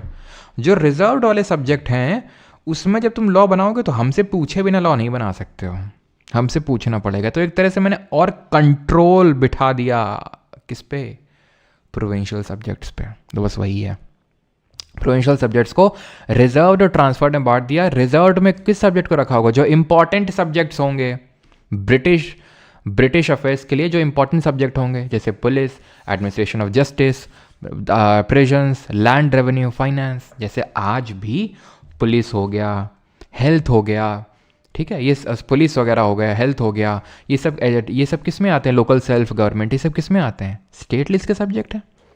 तब भी ये प्रोविंशियल सब्जेक्ट्स हुआ करते थे। लेकिन इसने क्या किया, उन प्रोविंशियल सब्जेक्ट को बांट दिया। बोला कि जो थोड़े से हेल्थ है, एजुकेशन है, ये सब तुम देखो, हमें नहीं मतलब इससे। जो कम इम्पॉर्टेंट मसले थे, जो ब्रिटिश अफेयर्स के लिए है ना, ब्रिटिश बिजनेस में जो इम्पॉर्टेंट चीज़ें थीं, जैसे पुलिस ब्रिटिशर्स के हाथ में होनी चाहिए, इम्पॉर्टेंट चीज़ है ना। प्रशासन अपने हाथ में होना चाहिए, ये जेल अपने हाथ में होना चाहिए, ठीक है। इनके हाथ में नहीं दे सकते हैं प्रोविंशियल सब्जेक्ट्स, क्योंकि यहाँ पर तो इंडियंस नॉन ऑफिशियल की मेजोरिटी है, ठीक है। तो हर चीज़ जो इंपॉर्टेंट है उसमें अपना कंट्रोल रखना चाहते थे ये। Land revenue, finance. अब पब्लिक हेल्थ खराब हो अच्छी हो, क्या कर लेना देना ब्रिटिशर्स को, मरो। एजुकेशन अच्छी हो खराब हो, क्या लेना देना ब्रिटिशर्स को। तो ट्रांसफर्ड इसमें डाल दिया, समझे। अब यहाँ पर इसने सबसे पहले बाई कैमरलिज्म को इंट्रोड्यूस किया। बाई कैमरलिज्म का मतलब होता है द्विसदनीय विधानमंडल। अभी आपको मैंने बताया इंपीरियल लेजिस्लेटिव काउंसिल है, सेंट्रल लेजिस्लेटिव काउंसिल थी, ठीक। अब इसने एक लेजिस्लेटिव असेंबली काइंड ऑफ भी क्रिएट कर दी, सेंट्रल लेजिस्लेटिव असेंबली। ये जो इंपीरियल या फिर सेंट्रल लेजिस्लेटिव काउंसिल है, ये अपर हाउस बन गया, और ये नया क्रिएट कर दिया एक लेजिस्लेटिव असेंबली जो एक लोअर हाउस बन गया, जैसे आज होता है राज्यसभा, लोकसभा या legislative council and legislative assembly. It required that 3 of the 6 members of the viceroy का executive council were to be Indian. अब 1909 के एक्ट में एक इंडियन को अलाउ किया गया था कि आप वॉइसरॉय के उस एग्जीक्यूटिव काउंसिल में घुस सकते हो। एंड पहले कौन थे जरा बताओ जल्दी से, अभी बताया था। अब यहाँ पर 2 और आ सकते हैं, यानी 3, 6 में से 3 हो सकते हैं। पहले कौन थे? पहले थे हमारे सत्येंद्र प्रसाद सिन्हा। इसने एक high commissioner for Indian London office create करने की बात कही। इसने एक पब्लिक सर्विस कमीशन इस्टेब्लिश करने की बात कही, ठीक है, सेंट्रल पब्लिक सर्विस कमीशन होना चाहिए एक, ठीक है। और it separated for the first time provincial budget from the central budget, ठीक है। प्रोविंशियल बजट को, सेंट्रल बजट को इसने अलग कर दिया, ठीक है। ये जो मैंने आपको चीज़ बताई थी यहाँ पर कि रिजर्व्ड और ट्रांसफर्ड में बांट दिया सब्जेक्ट्स को, प्रोविंशियल सब्जेक्ट को, इसी को बोलते हैं डायरकी। तो डायरकी कहाँ पर आई? डायरकी आई प्रोविंसेस में, हिंदी में बोलते हैं द्वैध शासन। तो डायरकी कहाँ आई? प्रोविंसेस में। अब जस्ट इसका उल्टा 1935 ने किया। 1935 ने धीरे धीरे अब क्या किया? इंडियंस को ज़्यादा पावर देना शुरू किया, प्रोविंसेस में ज़्यादा पावर दी। कैसे? इसने सबसे पहले, जो मैं पॉइंट पहले पढ़ा रहा हूँ उसको पहले देखना, अपने ऑर्डर में मत देखना अपने हिसाब से, ठीक है।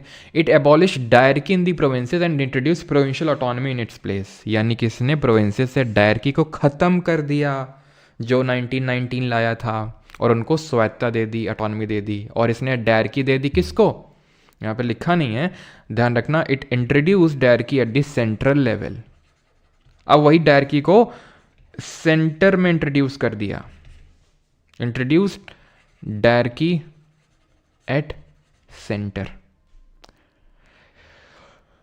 इसने एक ऑल इंडिया फेडरेशन बनाने की बात कही कि भाई सभी लोग आ जाओ मिलके एक फेडरेशन बनाते हैं। जैसे आज इंडिया में फेडरेशन एग्जिस्ट करता है, सेंटर है और स्टेट्स हैं, तो वैसे इसने बोला कि आ जाओ, प्रोविंसेस आ जाएंगे और प्रिंसली स्टेट एज यूनिट आ जाएंगे, सब लोग फेडरेशन बनाते हैं। लेकिन कभी एग्जिस्टेंस में आ नहीं पाया, ध्यान रखना इस चीज़ को।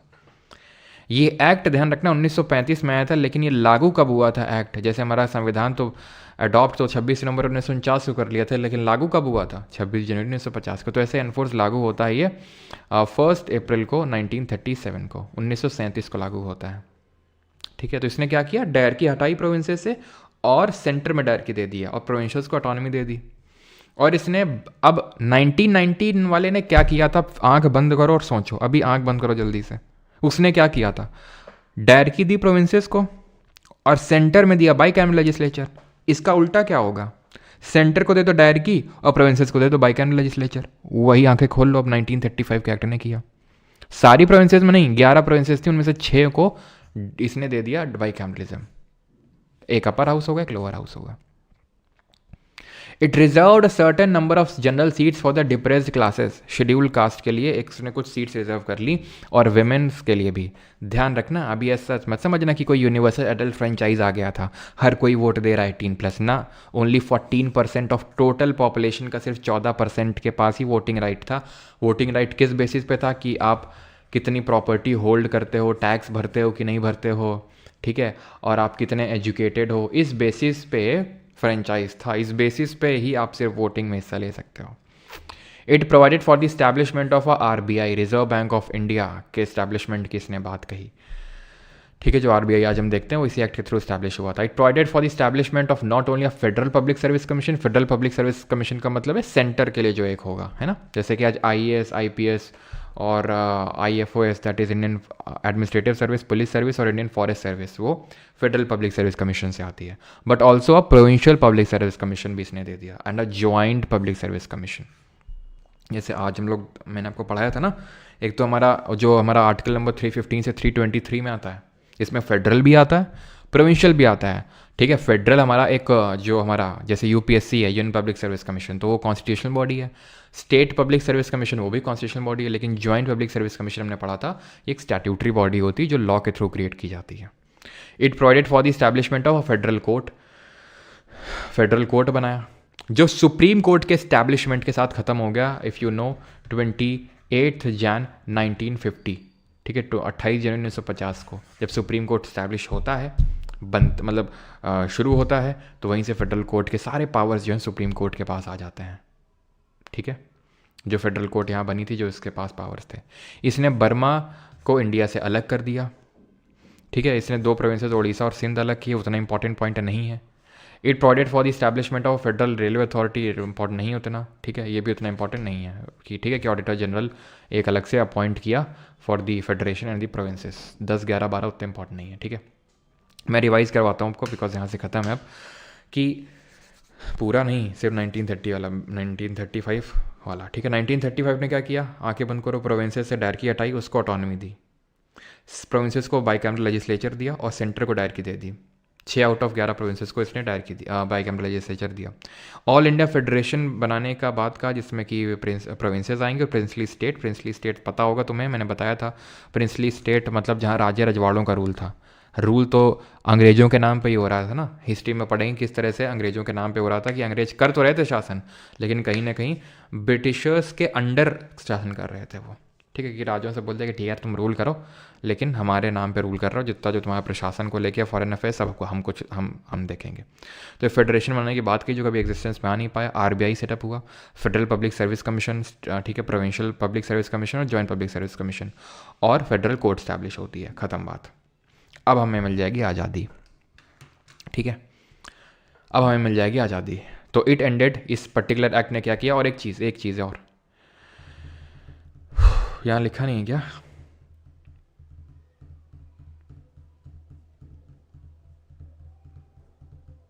यहाँ पे लिखा तो होना चाहिए था, जो हमने देखा था ना, सेक्रेटरी ऑफ स्टेट, और उसको 15 मेंबर को असिस्ट करने के लिए काउंसिल दी गई थी, याद आया।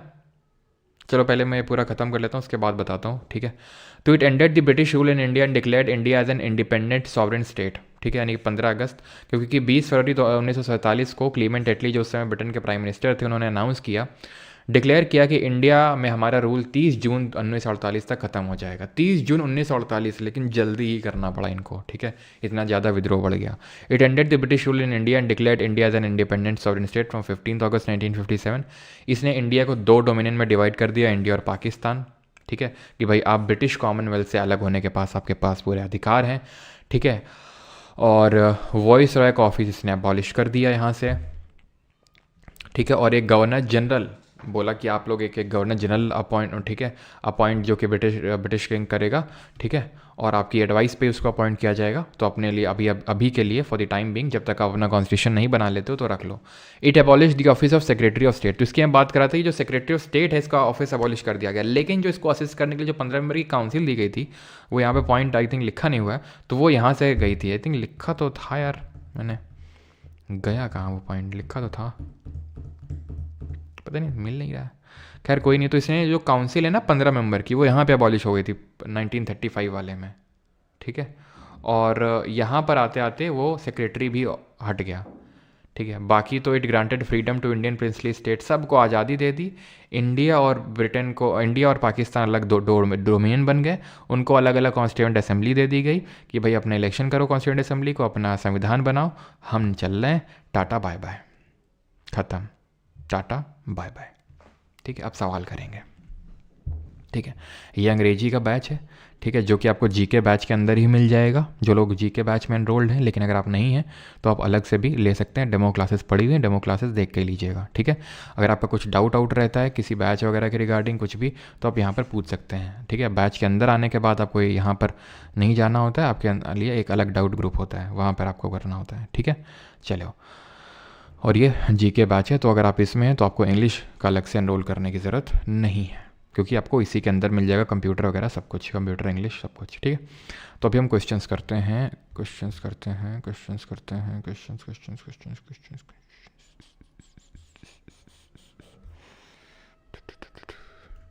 पहले किसके कर लें, यूपीएससी वाले कर लें कि एसएससी वाले कर लें, बताओ जल्दी से।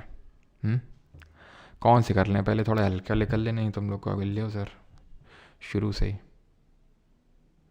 नहीं डिलीट तो नहीं किया योगी, आपने स्क्विड गेम देखी नहीं यार? देखी तो नहीं है, लेकिन अभी अब तुम पूछ रहे हो, लेकिन अभी 3-4 दिन पहले ही, ठीक है। मेरा भाई मुझे दिखा रहा था, बोल रहा था, मतलब ऐसा नहीं कि एकदम अनअवेयर था, उसमें इतना पता था कि लड़की होती है, लड़की गर्दन घुमाती है तो कोई मर जाता है, ऐसा टाइप कुछ, मतलब देखा था कि काफ़ी वायरल हुआ था स्क्विड गेम।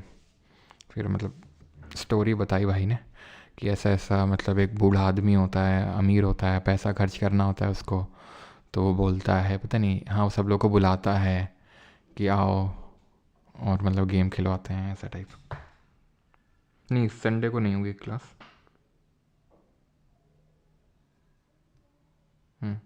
चलो तो दैट हेल्पिंग मतलब बुक आउट ऑफ स्टॉक है। अच्छा अच्छा लास्ट में मर जाता है, लेकिन भाई तो बोला तो मरता नहीं है वो। भाई तो बोला तो मरता नहीं है वो गेम में, अगर कोई भी हिल जाता है तो वो मर जाता है, ऐसा कुछ है ना। चलो east India company lost all it's administrative powers. कब एडमिनिस्ट्रेटिव पावर उसके चले गए थे? तो 1858 के एक्ट के थ्रू, ठीक है। कॉमर्शियल तो 1833 के थ्रू ही चले गए थे 1833 में, लेकिन 1858 से पूरा ही सब कुछ ही चला गया था, ठीक है। In 1600 East India Company acquired a charter from, तो चार्टर किससे एक्वायर किया था? क्वीन एलिजाबेथ द फर्स्ट से। In which of the following years did the East India Company abolish the dyarchy?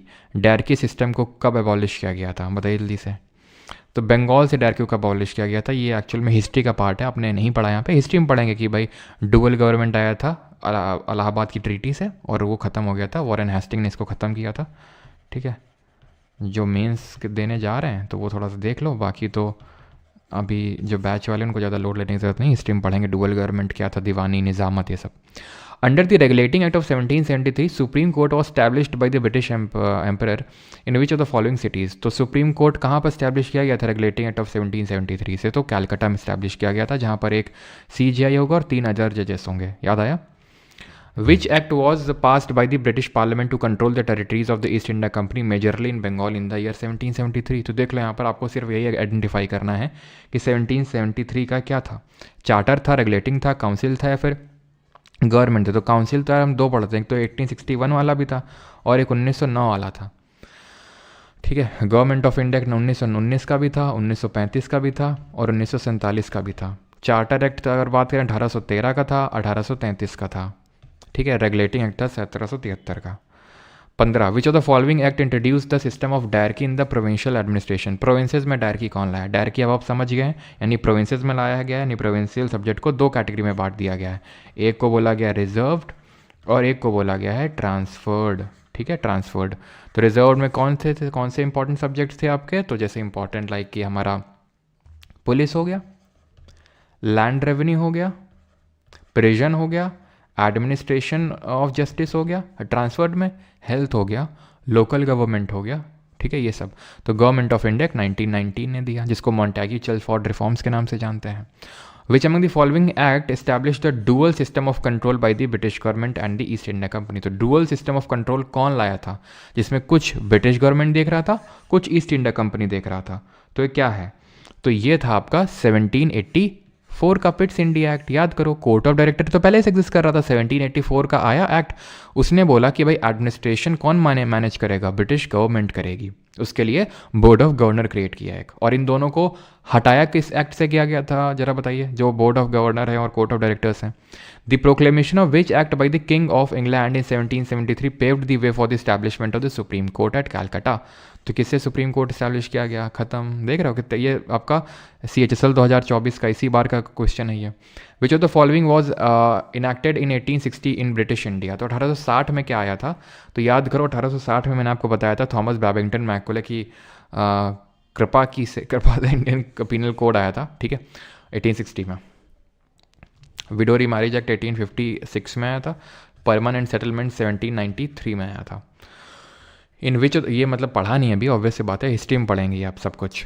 In which of the following years were separate electorate introduced in the imperial legislative assembly elections in the name of Morley Minto reforms? तो Morley Minto reforms जो है कब लेके आए थे आपके ये separate electorates जो हैं, ठीक है, पृथक निर्वाचन, ठीक है।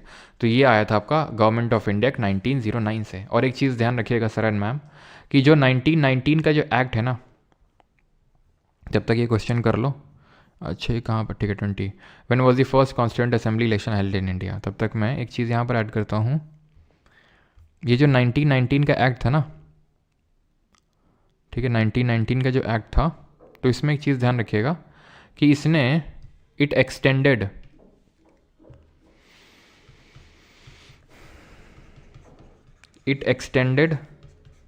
The system of separate electorate, the system of कोई खेलेगा फ्री फायर? बेटा पढ़ लो, सेपरेट लिटरेट। फ्री फायर है, 1 ही 2 साल का है फ्री फायर। इलेक्टोरेट, देखो फ्री फायर के चक्कर में स्पेलिंग गलत हो गई, इलेक्टोरेट, ठीक है। सेपरेट इलेक्टोरेट इसने एक्सटेंड किया। कैसे एक्सटेंड किया? अभी तक तो मुस्लिम्स के लिए था 1909 से, अब विमेन को, ठीक है, एंग्लो इंडियन को, क्रिश्चियन को, इन सबको भी दे दिया गया, ठीक है, इन सबको भी सेपरेट इलेक्टोरेट दे दिया गया था, ठीक है। ये चीज़ ध्यान रखिएगा, जो 1909 ने स्टार्ट किया था। तो इलेक्शंस कब हुए थे? सबसे पहले जुलाई 1946 में हुए थे, option number B. Pitt's India act कौन सा था? याद करो, जेम्स पिट नाम था किसका? सर जल्दी करो, बीजीटी अब पीक पॉइंट पे जा रहा है। अच्छा पीक पॉइंट पे जा रहा है, रुको यार मुझे भी देखना है, तो तुम लोग बार बार मेरी क्यूरोसिटी बढ़ा देते हो। मैं फिर क्रिक बस डालता हूँ, crickbus.com पे जाता हूँ जल्दी से, और 345, ओहो हो 94, वाशिंगटन सुंदर की हाफ सेंचुरी हो गई और सेंचुरी होने वाली रेड्डी की। मज़ा आ गया भाई, मज़ा आ गया एकदम। पिट्स इंडिया एक्ट ऑफ 1784, ठीक है, 1784, 1784। हाफ लोफ सिस्टम किसको बोल रहे थे? 1784 वाले को बोल रहे थे, याद करो क्यों। It act as a mediator between the East India Company and the British parliament. देख रहे हो कितना आसान है सब कुछ। As a result of which act did queen Victoria जो थी, who was a monarch of Britain, also became the sovereign of British territories India with the title of empress of India 1858। तो 1858 में जब गवर्नमेंट ऑफ इंडिया एक्ट आया था, ध्यान रखिएगा, जब गवर्नमेंट ऑफ इंडिया एक्ट आया था तो उस समय क्वीन कौन थी? तो क्वीन विक्टोरिया थी। तो ये इंडियन काउंसिल। अच्छा ये बताओ, ये मैच जो होता है ये किस उस पर आ रहा है? जैसे ऑनलाइन देखना हो तो जियो पे आ रहा है क्या? तो ये आपका गवर्नमेंट ऑफ इंडिया एक्ट था 1858 का, क्वींस प्रोक्लेमेशन के नाम से जाना जाता है। ध्यान रखना कौन था? क्वीन विक्टोरिया थी। मैं लिख देता हूँ वहाँ पर। किस पे आ रहा है? जियो पे आ रहा है, ज़रा बताना। 1858 कहाँ गए भैया? अरे भैया कहाँ गए, जल्दी आ जाओ। तो विक्टोरिया थी, यहाँ पर लिख देता हूँ मैं, ठीक है। क्वीन कौन थी? विक्टोरिया थी, ठीक है। हॉट स्टार पे आ रहा है। अच्छा हॉट स्टार पे पैसा लेते हैं क्या हॉट स्टार वाले? The dash is an act of the parliament of the UK that partition British India into a new independent dominion of Indian Pakistan. तो किसने ब्रिटिश वो कर दिया? डीपी की जीके कैसे करें देव शर्मा जी, एक अलग से मैं वीडियो बनाऊंगा तो उसमें मैं सब कुछ बताऊंगा, ठीक है। तो इंडियन इंडिपेंडेंस एक्ट ऑफ 1947, ठीक है, Indian independence act of 1947। Which among the following act discarded the dyarchy system at the provinces. किसने प्रोविंसेस से डायरकी खत्म करके सेंटर को डायरकी दे दी थी? बताओ जल्दी से। इसको सर प्राइवेट मत करिएगा, इनकम टैक्स इंस्पेक्टर। अच्छा अब क्योंकि यार तुमने इनकम टैक्स इंस्पेक्टर तुम्हारा नाम है ना, यूज़र नेम, इसलिए बस इस बात पे छोड़ रहा हूँ, इनकम टैक्स इंस्पेक्टर का मान रखने के लिए बस, ठीक है। Under which of the following act the board of control was established in the England to control and supervise the administration of India. तो बोर्ड ऑफ कंट्रोल स्टैब्लिश, तो स्टैब्लिश किससे किया था बोर्ड ऑफ गवर्नर को? 1784। I think यार कर लोगे यार, बड़े लोलू लोलू टाइप क्वेश्चन लग रहे हैं सब ये, ठीक है, ठीक है। अब कर, पहले वो कर लेंगे यूपीएससी वाले कि कैसे हमें भी मैच देखने की तड़प उठ रही है।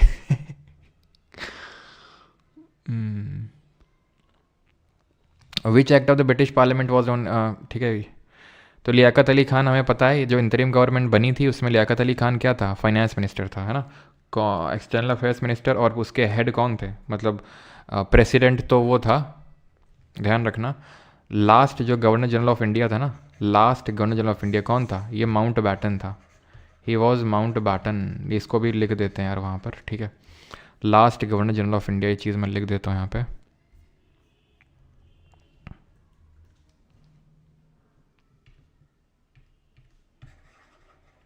ठीक है, आउट हो गया, क्या बात कर रहा है यार, ये रिफ़्रेश क्यों नहीं हो रहा है? तुम लोग यार बार बार कुछ ना कुछ बोल देते हो, मुझे फिर से जाके चेक करना पड़ेगा कहाँ आउट हुआ है। जो भी ये फैला रहा है ना खबरें, ये ब्लॉक कर दूंगा, सीधे बता रहा हूँ, इन सब चीज़ों से मजाक नहीं करते हैं, छोड़ रहा हूँ बस। Governor general of India, last governor general of India कौन है, कौन था? ये माउंट बैटन था, ठीक है, माउंट बैटन। और फिर ये एक इंडियन के हाथ में चली गई थी कि भाई अब इंडियन भी अपना गवर्नर जनरल ऑफ इंडिया रख सकते हैं। तो पहला इंडियन जो गवर्नर जनरल ऑफ इंडिया बना था वो सी राजगोपालाचारी थे। ये पहले इंडियन थे जो गवर्नर जनरल ऑफ इंडिया बने हो, और आखिरी भी यही थे क्योंकि इसके बाद इस पोस्ट को ही ख़त्म कर दिया गया था। C Rajagopalachari, only Indian to become Governor general of India, ठीक है। तो सिर्फ यही एकमात्र इंडियन थे, ठीक है। तो ये इंतरिम गवर्नमेंट की जो बात हो रही है, कहाँ गए वो लियाकत अली खान। तो इंतरिम गवर्नमेंट जो 2 सितंबर 1940 को बनती, उसमें माउंट बैटन प्रेसिडेंट था, वाइस प्रेसिडेंट हमारे नेहरू थे, ठीक है। होम मिनिस्टर हमारे सरदार पटेल थे, वो हम पहले ही पॉलिटी में पढ़ चुके हैं, ठीक है। Which act of British parliament was also known as East India Company act of 1793। तो East India Company act of 1793 किसको बोला गया? ये गवर्नमेंट ऑफ इंडिया एक्ट नहीं था, गवर्नमेंट ऑफ इंडिया एक्ट आना शुरू हुए थे आपके 1919 से, चार्टर एक्ट था ये, ठीक है। Option number B. अगला है which of the following act enacted by British parliament provided for the establishment of a law commission. Law commission किससे बनाया गया था? 1813 से एक लॉ मेंबर दिया गया था वॉइसरॉय के एग्जीक्यूटिव काउंसिल में, जो बेबिंगटन मैकुले बना था। लेकिन लॉ कमीशन आया था 1833 से, जिससे कि पूरी तरह से प्योरली एडमिनिस्ट्रेटिव बॉडी बन गई थी हमारी जो ईस्ट इंडिया कंपनी है। और क्या हुआ था? Governor general of Bengal governor general of India बन गया था। पहला गवर्नर जनरल ऑफ इंडिया कौन बना था? Under which of the following act of British India did the British government take direct control over the administration of India in its own hand. तो direct control चला गया था, CPO 2024 और CGL 2024 दोनों में पूछा गया। Direct control of administration of India in its own hand, सीधा पूरा कंट्रोल चला गया था, ठीक है। किस एक्ट के through? Under which of the following act of the British government take direct control of the administration of India in its own hands. तो 1858 डायरेक्ट कंट्रोल ले लिया था 1858 के एक्ट से, ठीक है। Which of the following act provided for the title of viceroy to the governor general of India. तो viceroy का टाइटल जो है 1858 के एक्ट से मिला था, 1858। Under which act did the British crown established over India. तो British crown 1858, ठीक। रूल ऑफ लॉ का कॉन्सेप्ट किसने दिया था? ये तो पॉलिटी का क्वेश्चन है, हम पढ़ चुके हैं। एवी डाइसी ने रूल ऑफ लॉ का कॉन्सेप्ट दिया था, ध्यान रखना, कानून के शासन का अवधारणा दी थी। एक आखिरी क्वेश्चन करो और उसके बाद हम करेंगे जो यूपीएससी वाले क्वेश्चन है, और बाकी तुम आगे अब देखना अपने हिसाब से, ठीक है। फिर मैच देखने का समय आ चुका है क्योंकि अब, है ना। स्टार स्पोर्ट्स 1 लाइव पे फ्री स्ट्रीम होता है, अच्छा लाइव क्या नाम? स्टार स्पोर्ट्स 1, ओके ठीक है, देखते हैं स्टार स्पोर्ट्स 1 पे। जय रेड्डी की सेंचुरी आने वाली, जल्दी खत्म करिए, कर रहे हैं यार। 1909 they are also called as Indian council act, बिल्कुल गवर्नमेंट ऑफ इंडिया एक्ट मत लगा देना। They increase the strength of legislative council की स्ट्रेंथ इंक्रीज कर दी, 16 से 60 कर दी थी। Right to separate electorate was given to the Muslims, तीनों सही हैं, ठीक है। 40 तक कर लेते हैं। Not included in the Pitt's India act of 1784 में क्या इंक्लूड नहीं था?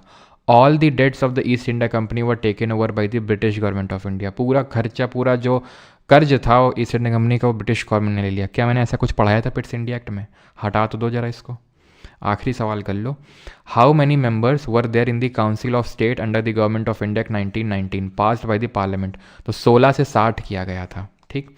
बाकी क्या तुम लगा लेना। अब हम जो है चलेंगे नहीं, पहले यूपीएससी क्वेश्चन कर लेंगे, क्योंकि यूपीएससी के कुछ ही क्वेश्चन है, आई थिंक 9 क्वेश्चन है, जल्दी जल्दी कर लेते हैं, ठीक है। चलो पहला क्वेश्चन करो। विद रेफरेंस टू, ये इसी बार के सिविल सर्विसेज के पेपर में पूछा गया है। With reference to government of India 1935 consider the following statements. It provided for the establishment of an all India federation based on the union of the British Indian provinces and princely state as units, बिल्कुल सही है। Defence और foreign affairs जो हैं were kept under the control of the federal legislature. Defence और foreign affairs को central federal legislature, because बिल्कुल important subject हैं तो उसी में रखा होगा।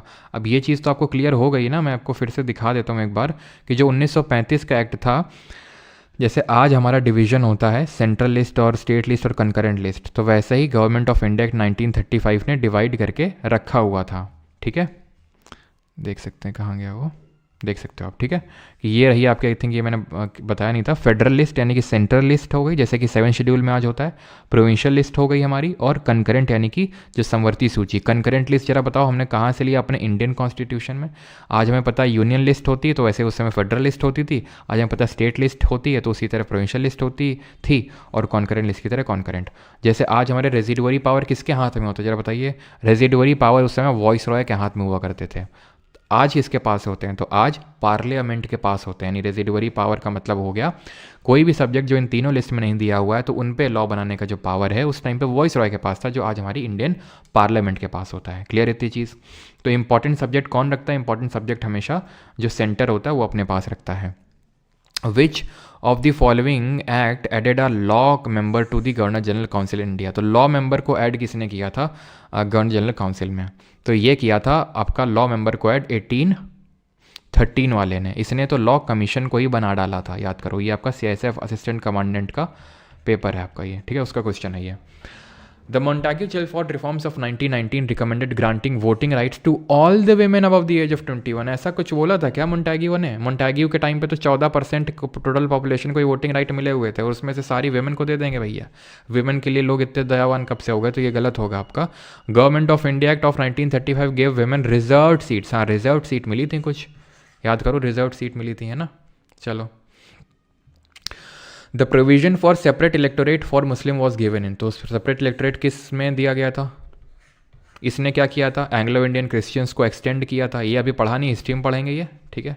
आगे 5th, not correct about Indian independence act जो है, ठीक है, इंडियन इंडिपेंडेंस, जैसे कि इंडियन काउंसिल एक्ट है 1909 का, गवर्नमेंट ऑफ इंडिया एक्ट है 1919 का, गवर्नमेंट ऑफ इंडिया एक्ट है 1935 का, ऐसे इंडियन इंडिपेंडेंस एक्ट है 1947 का। तो इस बिल ने The bill for the Indian Independence Act was introduced in Parliament on July 4 and received the royal assent on 18 जुलाई। तो ये हम लोगों ने पढ़ा नहीं, लेकिन ध्यान रखना, हाँ 4 जुलाई को इंट्रोड्यूस किया गया था और 18 जुलाई को ये इसको असेंट मिली थी। लेकिन मान लेते हैं नहीं पता है हमें, गलत पूछा है, देखते हैं आगे बढ़ते हैं। Act of 1947 laid down the basic framework of the Indian constitution.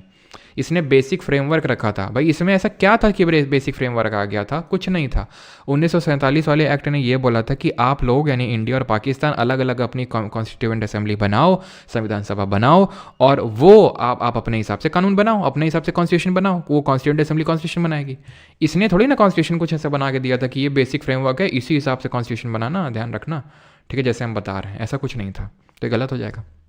इसने इंडियन डोमिनियन को 2 सेपरेट डोमिनियन में डिवाइड कर दिया था, इंडिया और पाकिस्तान से। ये the act empowered the constituent assembly of each dominion to have unified. तो अगर आपको नहीं भी पता है तो भी आप कर सकते हैं कि ये सही है, ये सही है, यही गलत है आपका, ठीक है। 6th क्वेश्चन करो। प्रोविंशियल ऑटोनॉमी किसने दी थी? भाई बड़ा आसान सा है, 1919 वाले ने प्रोविंसेस को डायरकी दे दी थी, इसने प्रोविंसेस को ऑटोनॉमी दे दी थी 1935 वाले ने, और डायरकी दे दिया था सेंटर को, है ना। अब यहाँ पर पूछ रहा है कि जो 1919 का एक्ट है, इसने प्रोविंशियल सब्जेक्ट को 2 पार्ट में डिवाइड किया, रिजर्व्ड और ट्रांसफर्ड। तो पूछ रहा है रिजर्व्ड में कौन सा आता है? ड्रिंक ब्रेक चल रहा है सर, अच्छा, तो आराम से कर लो अभी फिर, ठीक है। करो इस क्वेश्चन को जल्दी से, बताओ जरा, ड्रिंक ब्रेक चल रहा है। तो हमने पढ़ा था कि 1919 वाले एक्ट ने डायरकी लाया था प्रोविंसेस में, और प्रोविंसेस में डायरकी का मतलब ये होता है जहाँ पे आप प्रोविंशियल सब्जेक्ट्स को 2 पार्ट में डिवाइड कर, रिजर्व और ट्रांसफर्ड। तो रिजर्व में आपका एडमिनिस्ट्रेशन ऑफ जस्टिस, जो इंपॉर्टेंट सब्जेक्ट होंगे वो आएंगे, ठीक है। तो रिजर्व पूछा ना, तो 1 आएगा, 4 आएगा, और लैंड रेवेन्यू आएगा 1, 3, 4। ये लोकल सेल्फ गवर्नमेंट हो गया, ठीक है, हेल्थ हो गया, एजुकेशन हो गया, ये सब ट्रांसफर्ड में आएंगे, ठीक है। ये सब किस में आएंगे? ट्रांसफर्ड में, clear. And the second last question is this, by which of the following act, ये आपका सिविल सर्विसेज 2023 यानी पिछली बार के सिविल सर्विसेज का पेपर है। By which of the following act the governor general of Bengal became governor general of India. बताओ कितना बेसिक सा क्वेश्चन है। Governor general of Bengal governor general of India बन गया, किससे बन गया? 1833 से। और पहला गवर्नर जनरल ऑफ इंडिया कौन बना? और रेगुलेटिंग एक्ट कब आया था? पिट्स इंडेक्ट एक्ट कब आया था?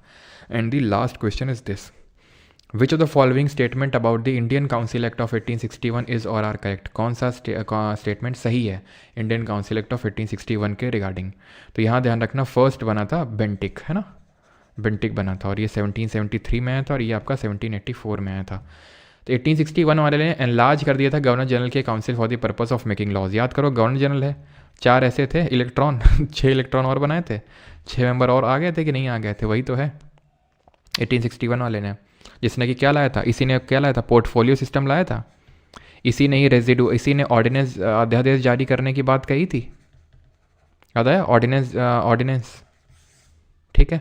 The governor general was not authorise to increase the number of member. भाई वो कर सकता था, उसके पास पावर थी कि वो इंक्रीज कर सकता था नंबर को। तो यहाँ पर 1 ओनली ही सही होगा आपका, ठीक है, क्लियर है। यहाँ पर हमारा लेक्चर होता है ख़त्म, और बस जाके मैच वैच देखो जो देखना है, यहाँ पर हमारा लेक्चर ख़त्म हो जाता है। और ये लेक्चर आपका लाइव रहेगा, आप कभी भी इसको देख सकते हैं, क्योंकि जैसे आप में से कुछ लोगों ने कमेंट किया था, तो लाइव ही रख देते हैं हम इसको, क्योंकि इंपॉर्टेंट है, और क्योंकि मेंस के लिए इंपॉर्टेंट है, ठीक है, इसलिए इसको मैं लाइव ही रख के दे रहा हूँ, ठीक है। बाकी जिन लोगों को बैच वैच लेना है तो जाके ले सकते हैं। जो जीके वाला बैच है, ये तो कल की स्लाइड खुल गई, ठीक है। जो बैच वैच लेना चाहते हैं, ये कौन है हमारी, इसका क्वेश्चन का आंसर कल यही होगा, ठीक है। जो जम्बी ये वाला था हमारा साल भंजी का वाला 1 and 3 होगा, बिकॉज लोटस इसमें नहीं है, लोटस नहीं है, पाम ट्री ही है, ठीक है, शाल भंजी का वाले का। तो यहाँ पर मैं बोल रहा हूँ कि जिसको बैच लेना है तो वो ले सकता है जाके परमार अकेडमी ऐप पे, ठीक है। 1 ईयर और लाइफ टाइम वैलिडिटी के अवेलेबल है ये। लाइफ टाइम मतलब हमेशा के लिए, आपके बच्चे, आप सबके परपोते, सबको ही पढ़ेगा इसको, पोते होते सब, है ना। और इंग्लिश का इसी के अंदर मिल जाएगा, अलग से लेना है तो आप ले सकते हैं डेमो देख के, ठीक है। चलो, किसका मैच है आज? किसी का नहीं उठा आज है। आज जो है मैच है बरमूडा वर्सेस बुर्किना फासो का, ठीक है। क्या करना अपने को, चलो भाई देखते हैं। सेंचुरी हो गया क्या रेड्डी का? आउट हो गया यार, क्या सेंचुरी कर रहे हो, आउट हो गया, सुंदर आउट हो गए। चलो भाई कोई नहीं, थैंक यू सभी को एंड धन्यवाद, और मिलते हैं अब मंडे को, ठीक है। हिस्ट्री कंटिन्यू करते हैं। चलो भाई, थैंक यू, धन्यवाद, आउट करवा दिया तुमने।